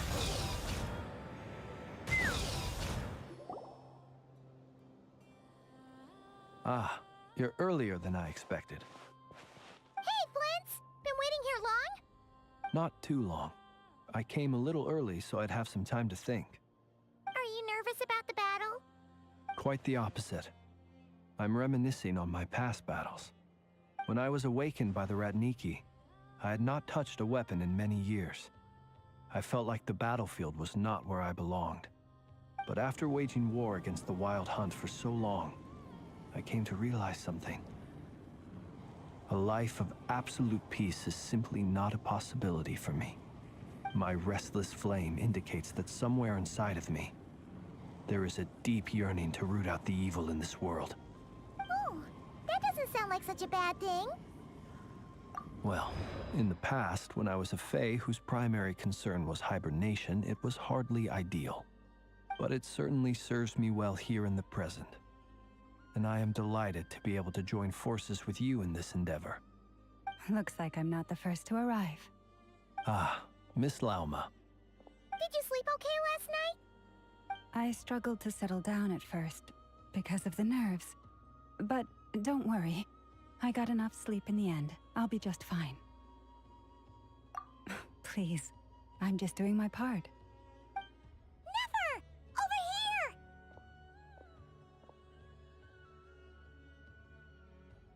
Aino asked me to relay a message.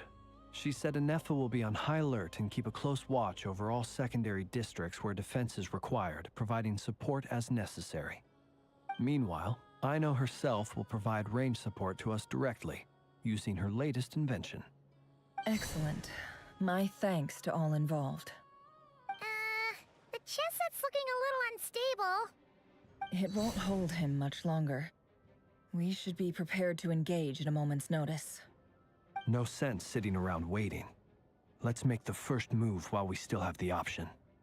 I agree. Paimon, find a safe hiding place. Got it! Be careful, Traveler! I will.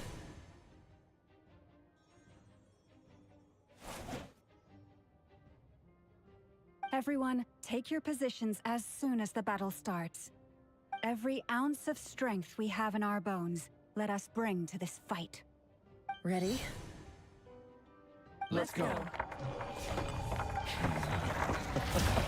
I've seen all your futile ploys before. You have become the authors of your own demise. I wouldn't be so sure about that. You are merely a moment of sport before I tear down the moon.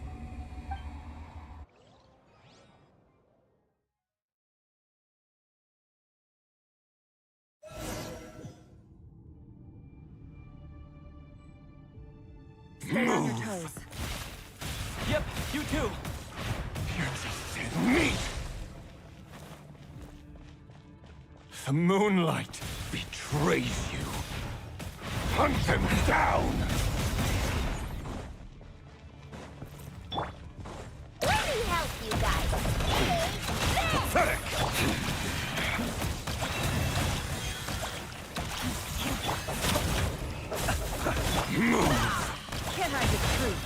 Hunt him down! The moonlight betrays you.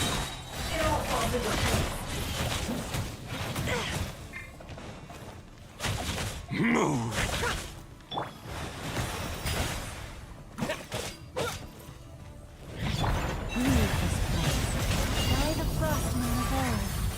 The moonlight betrays you.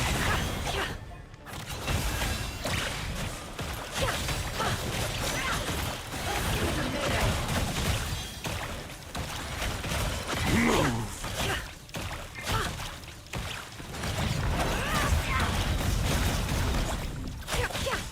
The moonlight betrays you.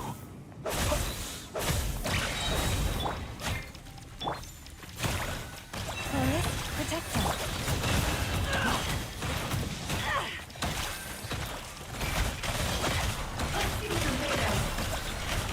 Hunt him down! The deception ends here. It began with the moon, and so shall it end. The moon will protect you. Move!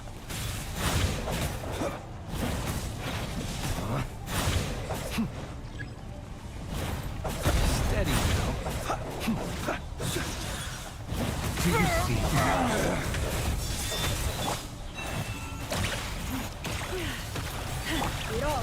From here, when will it be as you foretold?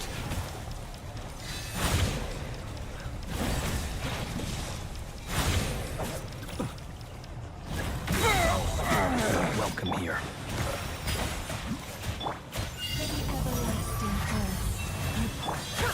No more lies.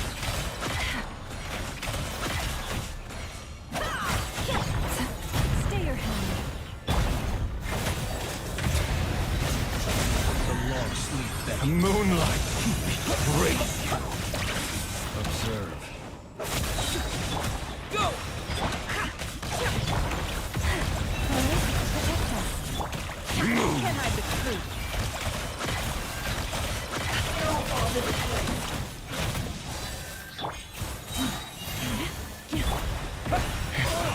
Futile. No more lies.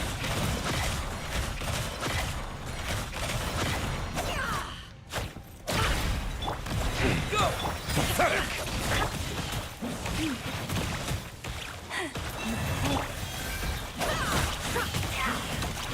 How unfortunate. Futile. Absurd. The moonlight. Move. Your little game of the moonlight is over. Brave you. Move. Who wants to go first? No. Get out of my sight! No, we've been Death is within separated. my grasp. You okay? Never. Where are the others? Stuck outside the barrier. Guess he really doesn't like us.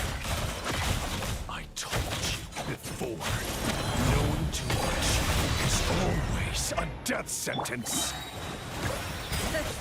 Be careful what you wish for.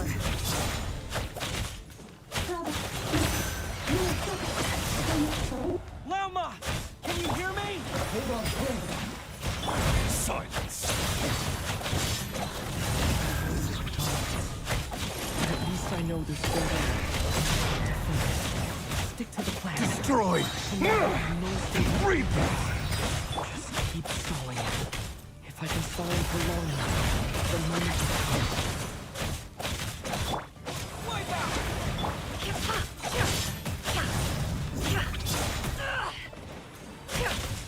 Can't hide the truth.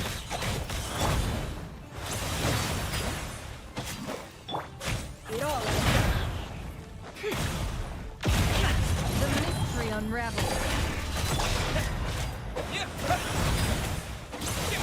Bombs away! Can't hide the truth.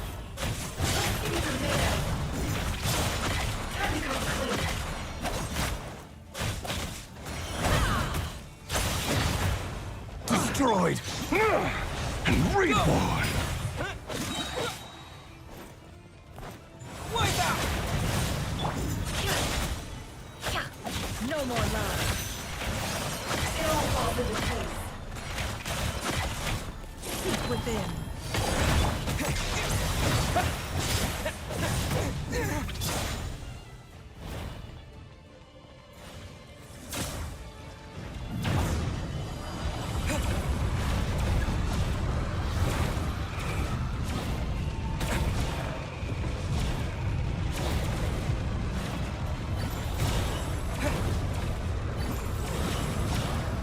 I've got this!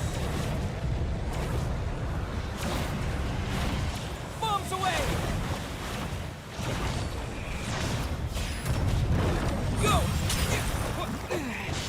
The shield's broken. I can't keep this up. Don't push your luck. Death is within my grasp!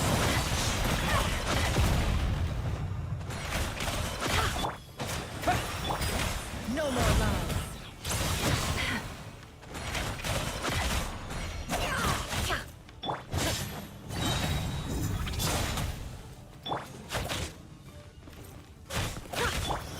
Go!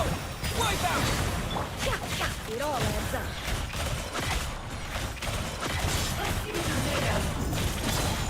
The deception ends. Can't hide the truth.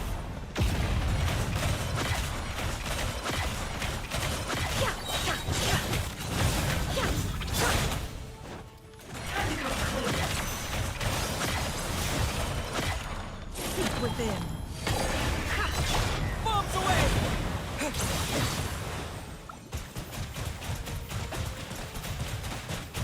Water tank! No more lies.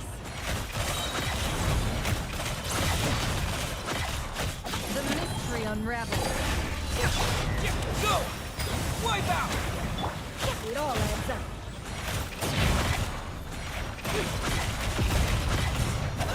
No more lies. It all adds up.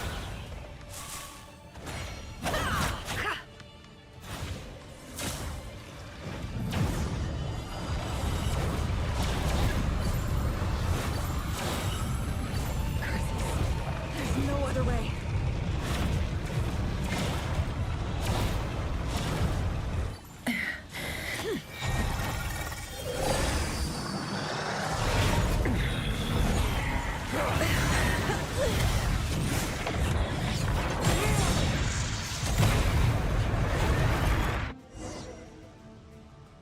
The only way to defeat Rarer is to borrow his own power. That means Columbina will have to disappear while you two bear the brunt of his attacks. You have to hold on. Find a way to keep him focused on killing the two of you.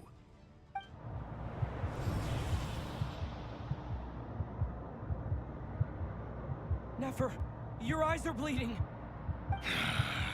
Soon you will be powerless to resist. And then, I will reduce you to dust. But that dust will plague your memories.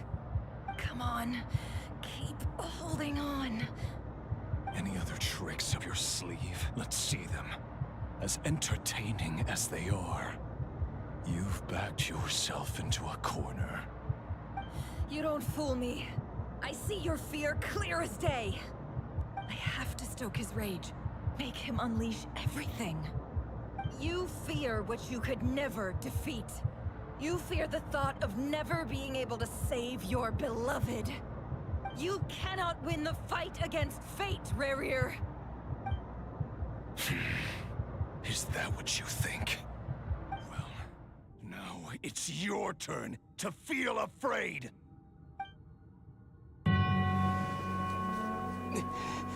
You fear the sound of your own name? Is it us you hate? Or is it what you've become? Let's see what becomes of you!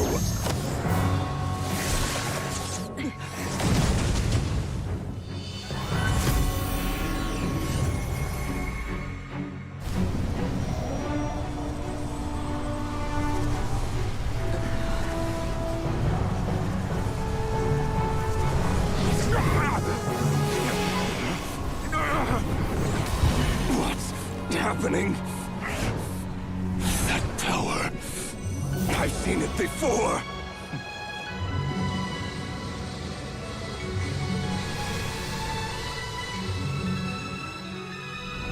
His power is on another level. We'll need to use an alchemical array to convert his power into a usable form. Then quickly channel it into Columbina, rendering her powerful enough to compete with him. I'll join you. I can help. If I release enough abyssal energy into a confined space, it'll create a potential difference, allowing us to extract a huge amount of elemental energy. Next, I'll synchronize with everyone's minds using pyro, then give you temporary access to their abilities and fields of view. But it won't last long. Can you see? Well enough. So, we have a student of Gold Rhine-Daughter in our midst. How about that?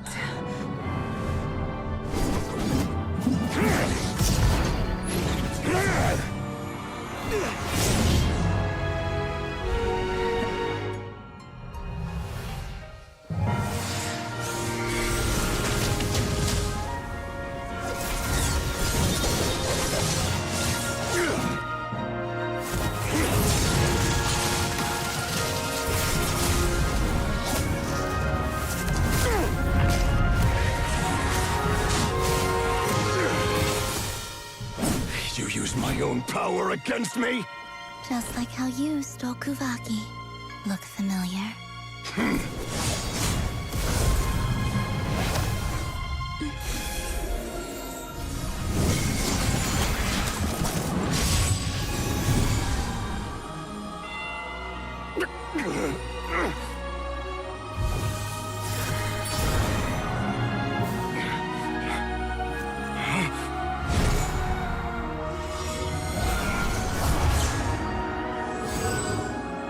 Don't you realize? You don't have the power to hold that gate open. I don't, but someone else does.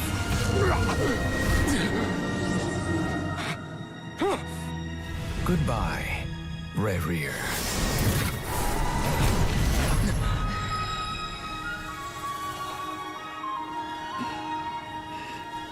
We won.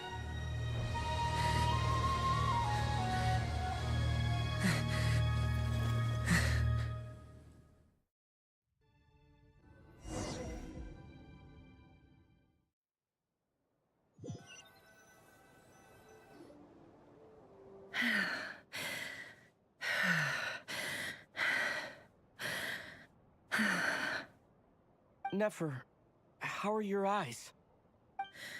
They're fine. Apart from the blindness, of course. It's not too late. Let me handle it.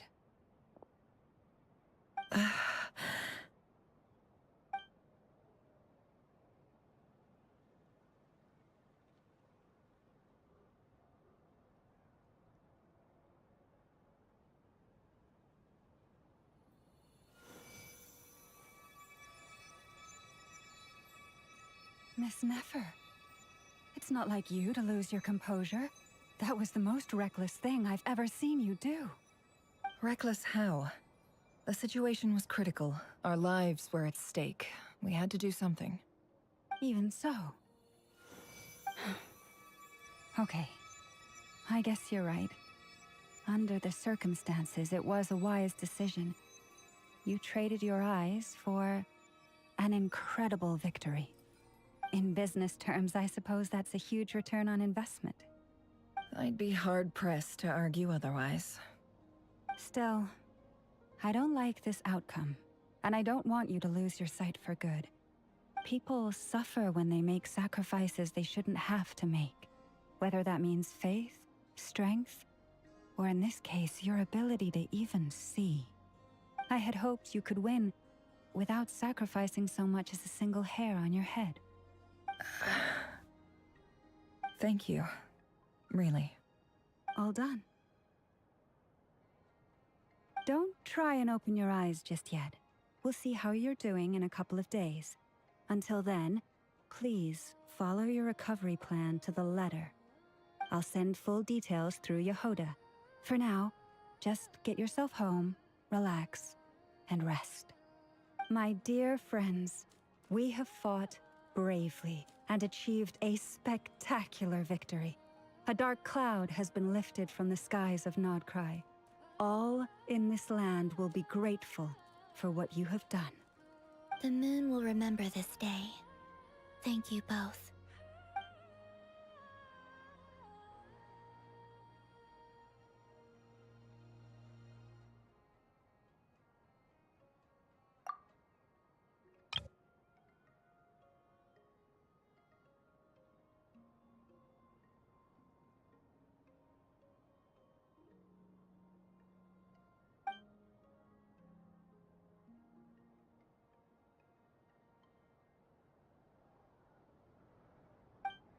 There's something I want to let you know. What is it? When Durin connected everyone's minds so I could access their powers, I also felt everything they felt. And since Nefer's eyes were injured, my eyes are hurting now too.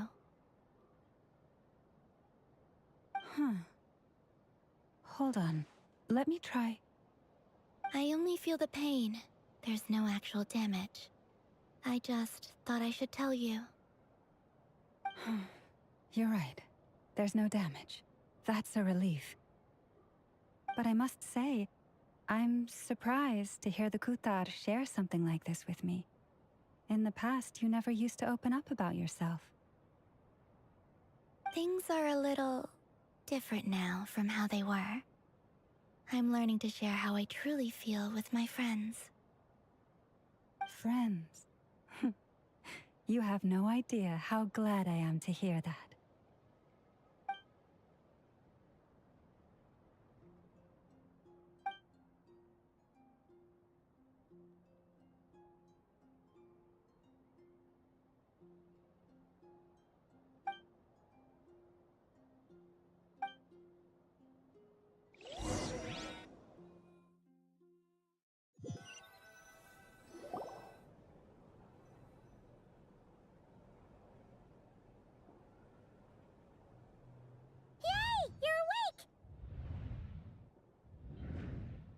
How are you feeling? Any aches and pains? Did you sleep well? I'm doing all right, Paimon. No need to worry about me. Phew! Well, that's good. Paimon's been sitting on the edge of the bed worrying about you for ages. You slept a whole day and night. Poor Paimon had to eat all by her lonesome. Glad to hear you didn't starve. How was the food? Well, it wasn't the same without you there to share it. Honestly, Paimon just can't relax when you're not your usual self. She couldn't enjoy the food and settle down to sleep. Well, I'm back to normal now. Oh yeah, and Albedo swung by earlier. He said to tell you to head to the tavern when you woke up.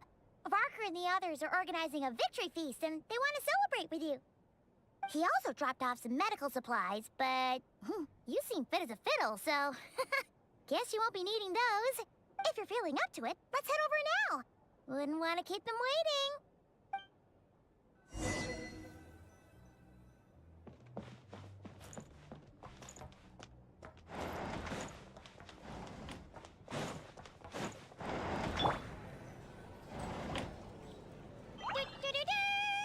We're here!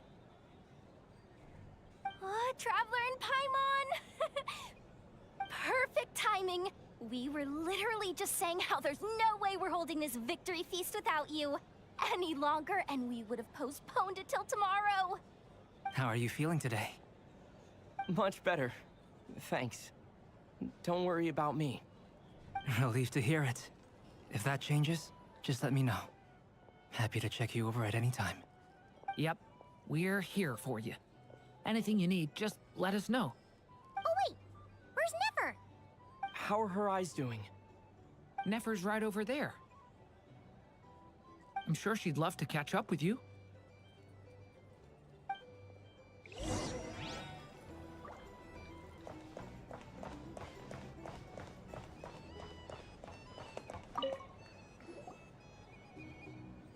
Nefer! traveler, Paimon. Are you recovering well? Turns out that moon chanter has some real talent after all. My eyes were mostly recovered after just a couple days' rest. I can actually open them again now. Yeah, but you gotta be careful. Lauma says not to strain your eyes while they're still healing. Yes, thank you. I'm well aware. Yehoda, could I borrow you for a moment? I could do with an extra pair of hands. Oh, sure. Coming. Did you hear that? I gotta go help Lauma for a second. You guys chat among yourselves. I'll grab us some drinks on the way back. Paimon, you still like 'em sweet? You bet! Make it extra sweet, because Paimon's earned it! Sure thing!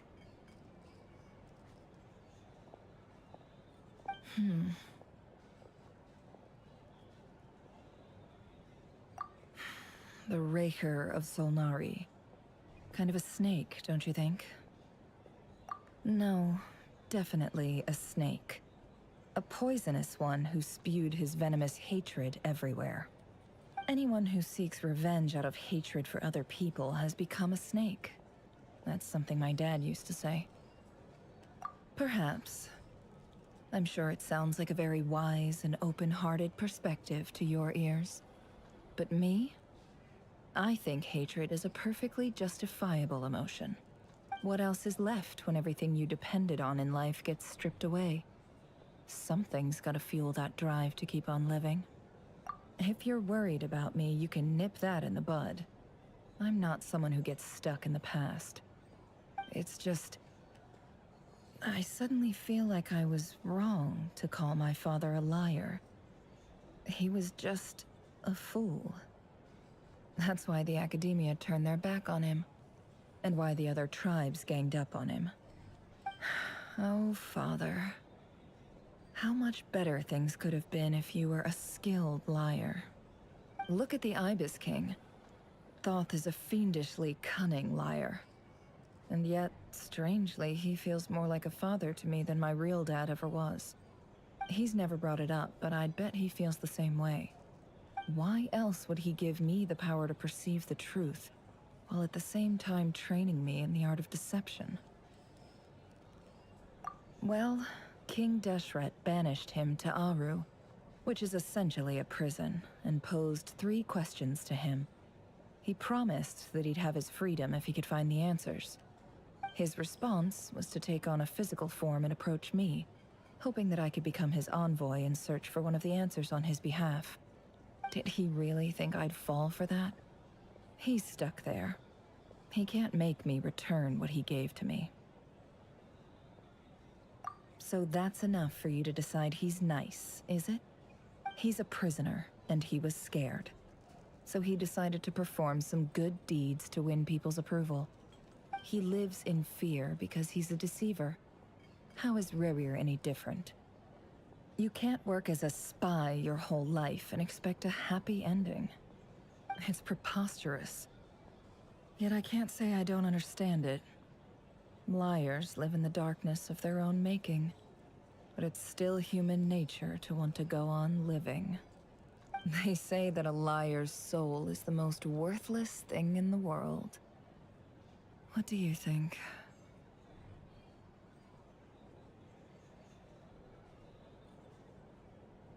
Oh, really? Well, it takes a very kind person to find compassion even for liars. If you ask me, the soul of a liar really is worth nothing. Because all they care about is themselves.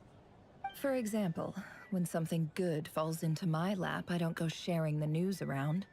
Stops other people trying to steal it from me.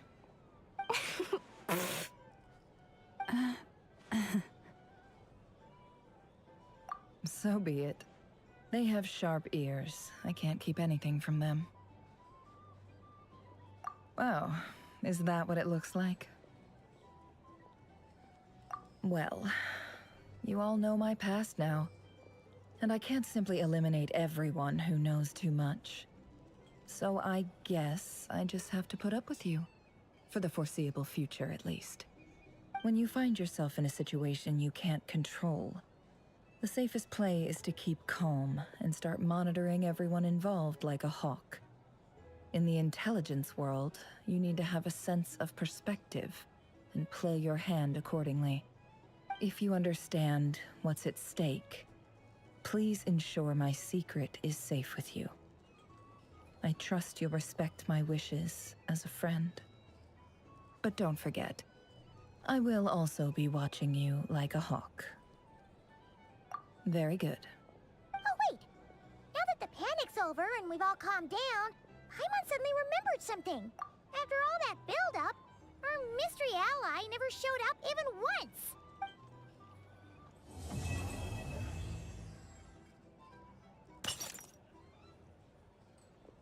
Huh?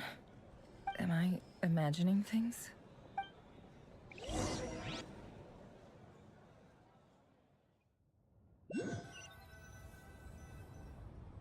So, that close colleague who stayed behind with you? What's he been up to recently? Don't know, don't care. I get more normal human interaction from hanging out with Bosco too than him. Although, now you mention it, he hasn't bothered me in a while. I wonder if... If he's disappeared without a trace, it's the biggest gift he ever gave to the world. But I somehow doubt that's what's going on. He won't lie low forever. So we'd better stay on guard.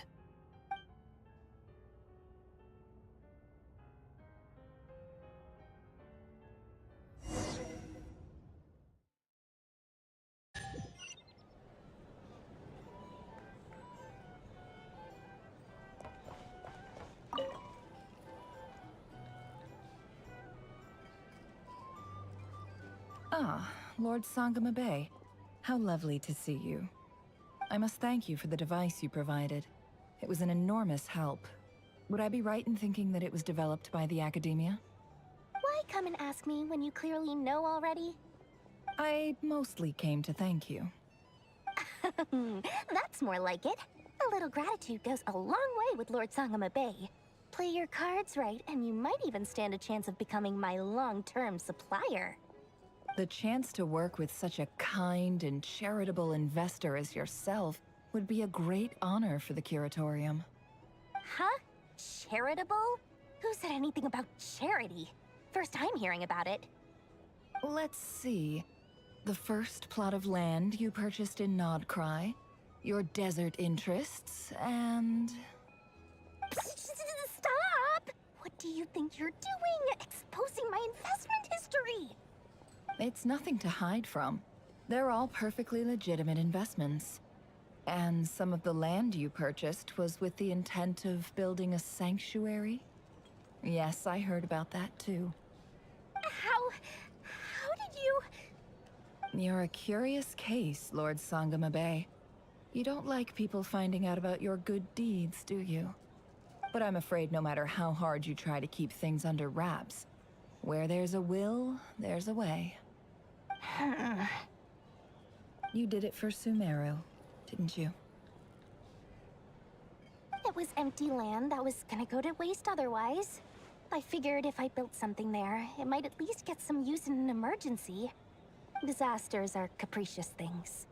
They strike without any warning. I've lost family to a disaster before, and I don't want to lose any friends or business partners if I can help it. My elder sister used to dream of finding a sanctuary. Somewhere with plenty of food, water, and medicine. Where everyone could live happy lives. It was something I looked into, but after discussing things with the Dendro Archon, I decided on a more effective strategy. The tech people handled the tech, and Moneybags provided the Mora. It just made the most sense. It's a pity that so few people know the truth about you. Everyone says that you view everything in terms of Mora, and all you care about is growing your own wealth. So, what's the problem with that? Everyone wants to be rich. It's human nature. So yes, I love Mora, and it's nothing to be ashamed of. But surely you have dreams of your own beyond just making Mora. You don't get it, do you? My dream is to invest in other people's dreams. And, you know, make a nice little slice for myself along the way.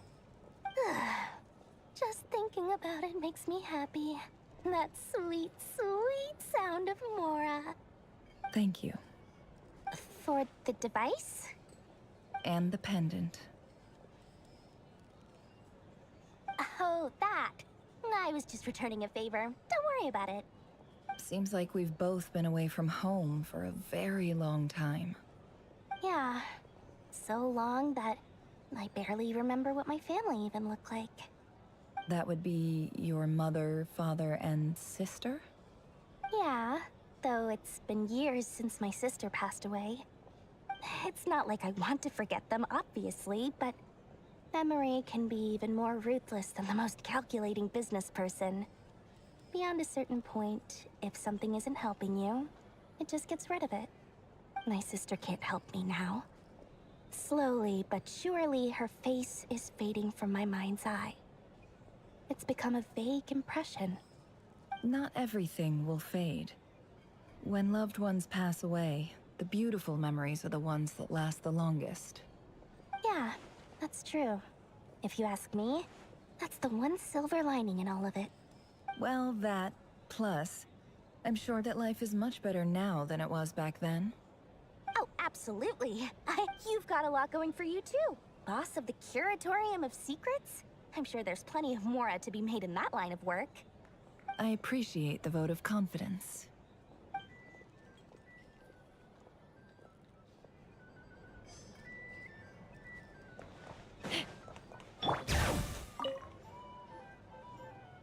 How have you been holding up?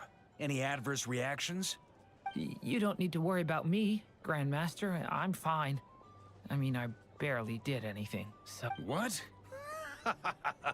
You're too humble, young man. You played an indispensable role in the battle for Krai. We can't thank you enough for your support. Sometimes, when people praise you, it's because you deserve it. Let's do a quick demonstration. Albedo, that was an incredible feat of alchemy. The pressure was on, but you worked flawlessly at lightning speed to get the job done. Thank you. I can't take all the credit, though. Durin played a big part in forming the alchemical array. See? Did you catch that? A masterclass in how to take a compliment. Oh, okay. Yeah, I did work pretty hard to help prepare for the battle. Hey, you guys! Hey, look who's bounced back. Looking good, traveler. Seems like you've recovered. You won't need to take any more medication. Can I get you a drink? Huh? You know how to order at a bar now? Handling a drinks order is ridiculously simple compared to alchemy. Don't worry, I'll blend into society yet. Paimon believes it. You're clearly a fast learner, just like your brother. To be totally honest, though, Paimon didn't quite follow all the details when you first explained the plan to us. Don't worry, that's completely understandable. To put it in the simplest terms, we saw how our enemy stole the power of Kuvaki. And that gave us the idea of stealing his power to turn it against him. When facing an enemy you have no hope of defeating, it's best not to engage them in battle. So, instead of looking for a way to overpower him, we decided to help Columbina get strong enough to at least stand up to him in a fight. For this to work, we had to analyze his modes of attack, confirm who his main target was, and make sure that he wouldn't go beyond the range of the alchemical array. For added security, we prepared a total of 4 arrays. But to mitigate the impact of the battle, we identified one location in particular as the ideal spot. The alchemical array absorbed his abyssal power.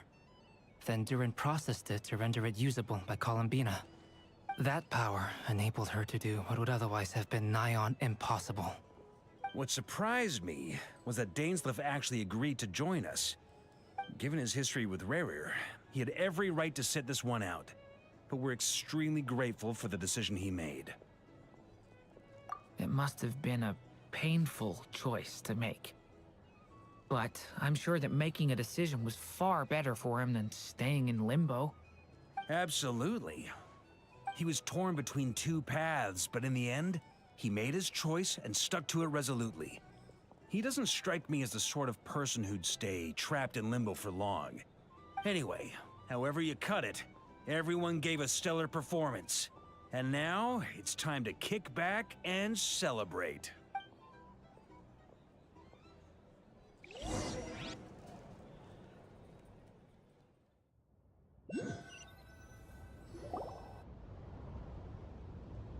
That's the only reason you're here. Yes. I've thought a lot about it. And I've realized that you, me, and Arlecchino should be friends. I think this is very important. So I felt I had to come and tell you. Well, this is a new one. I'm so moved. I can't even hold my teacup. If that's all, you can leave now. Do you not want to be friends with me? Or is it that you prefer being coworkers? What is this, Columbina? Are you deliberately testing my patience threshold? Right now, my politeness module is active. But if you say another word, I swear I'll shut it down. If your politeness module was active, wouldn't you say the word please at some point? Polonia, please see Lady Columbina to the door. Will you still invite me to your next tea party? What? Yes, I think you will. Bye-bye, dear Sandrone.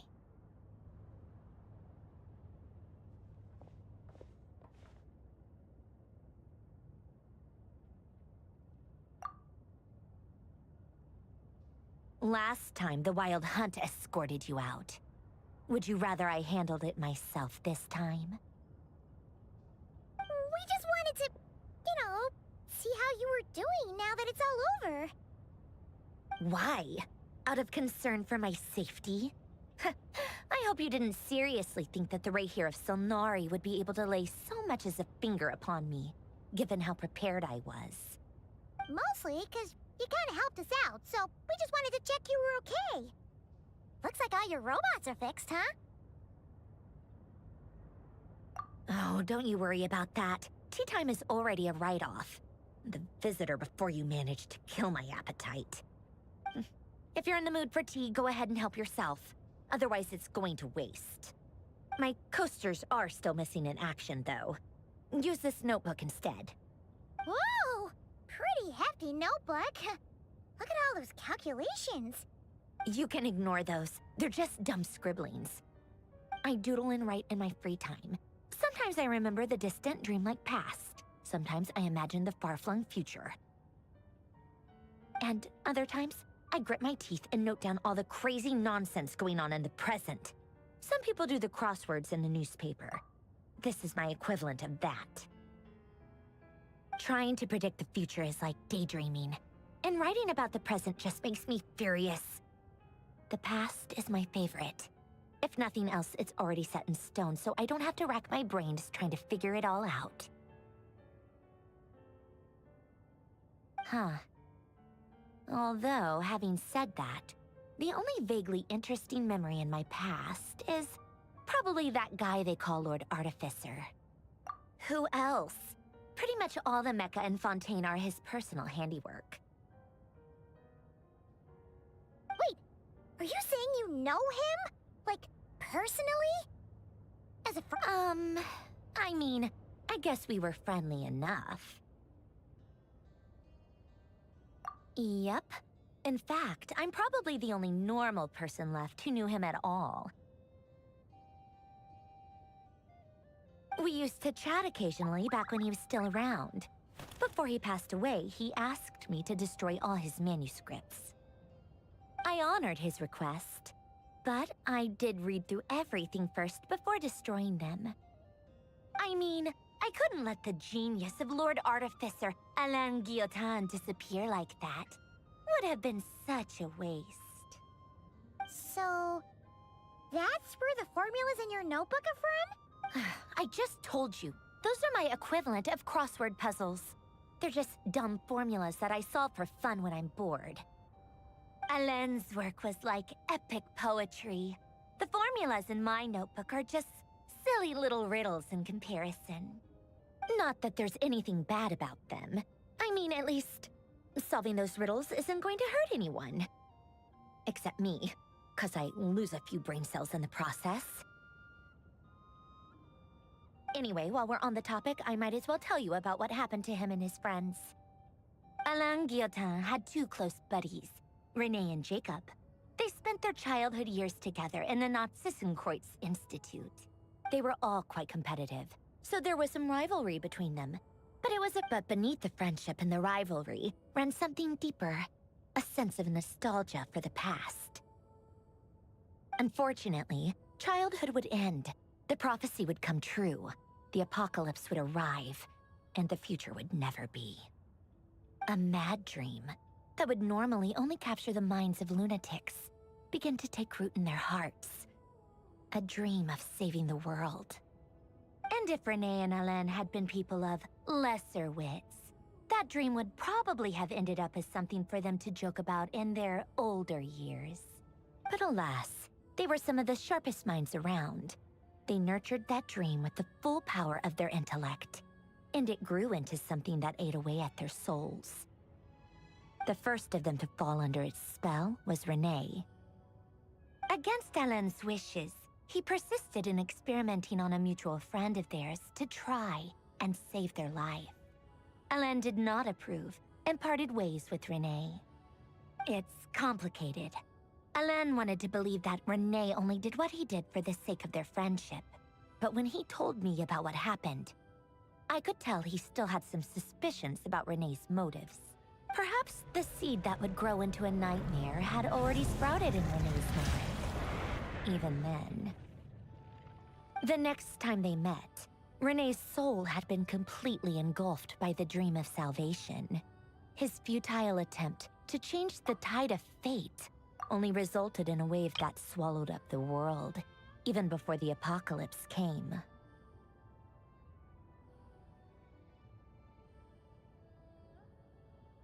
And although that wave died down eventually, I hear that it just recently came back with a vengeance. As I understand, Renee wanted to live out his dream of salvation once more. But I'm told that the attempted resurgence finally died out for good. At long last, Renee awoke from his deluded dream. Though of course by then it was far too late. What do you think of Renee? Do you admire his transcendent genius? His view that any price was worth paying to achieve the lofty goal of saving the world?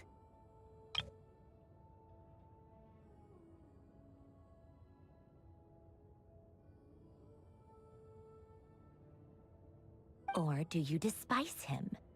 Dismiss him as an evil madman who wrought havoc on the lives of everyone around him as he pursued his delusional dream?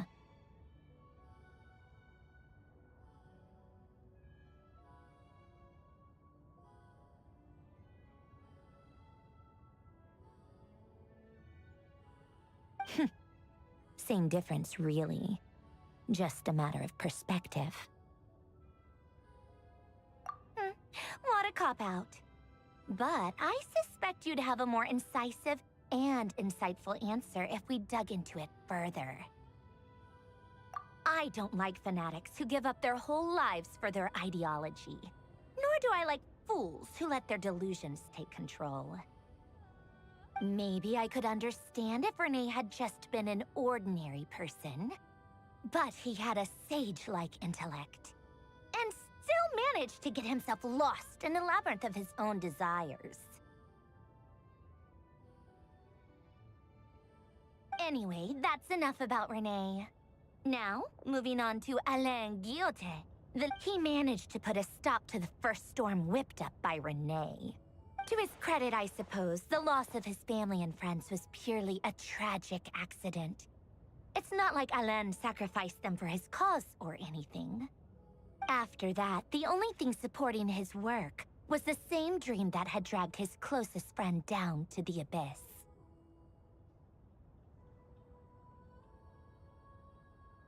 But although the desire to save Fontaine drove him to found the Fontaine Research Institute, Alain continued to reject any form of transcendental knowledge or power. He was suspicious and fearful of it, having seen the way it had affected his closest friend.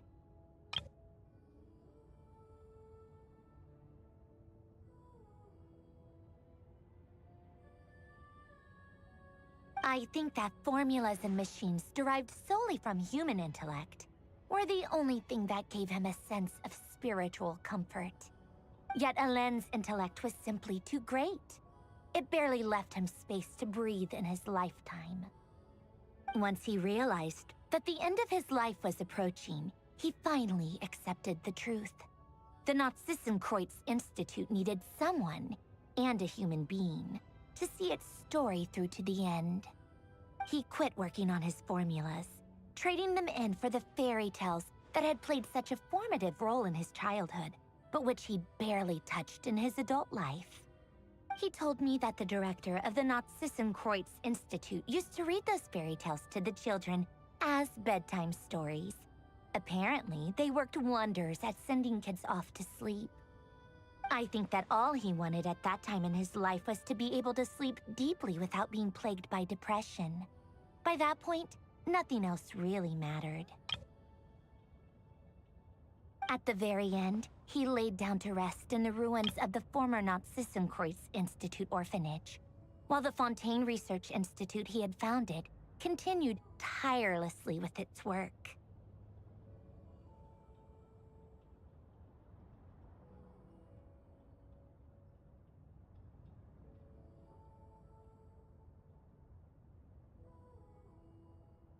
Many years after that, tensions over competing dreams would once again cause a rift, this time between members of the Fontaine Research Institute. But the actions of those fools had nothing at all to do with Alain. And that is the story of two people from the Nazissenkreuz Institute who both wanted to save the world.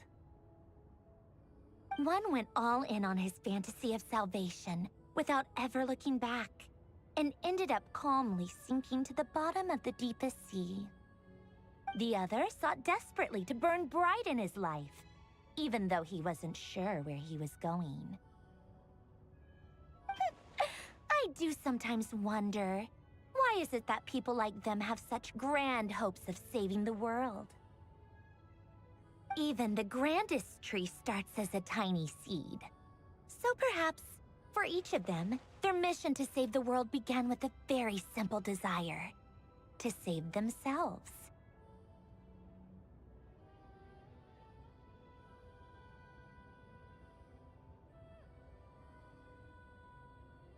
They were young children with friends and family who mattered to them, desires to explore the meaning of life, ambitions to have a successful career. They didn't want to see all of that taken away in one fell swoop. Or maybe they just wanted to find something to anchor themselves within the chaos, to stop them getting quietly swept away by the storms of life. But instead, the search for their own salvation took them down the rocky road laid out by fate.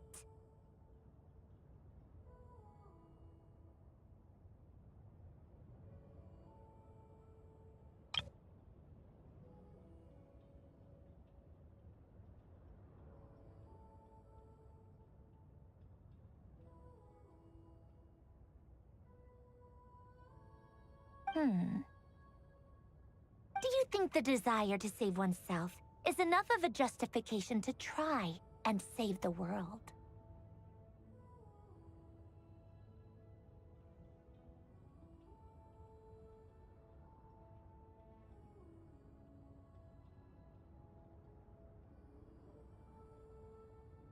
You don't know? I guess that's a fair answer. At least you're not trying to hide your confusion. Alain was much more straightforward about it.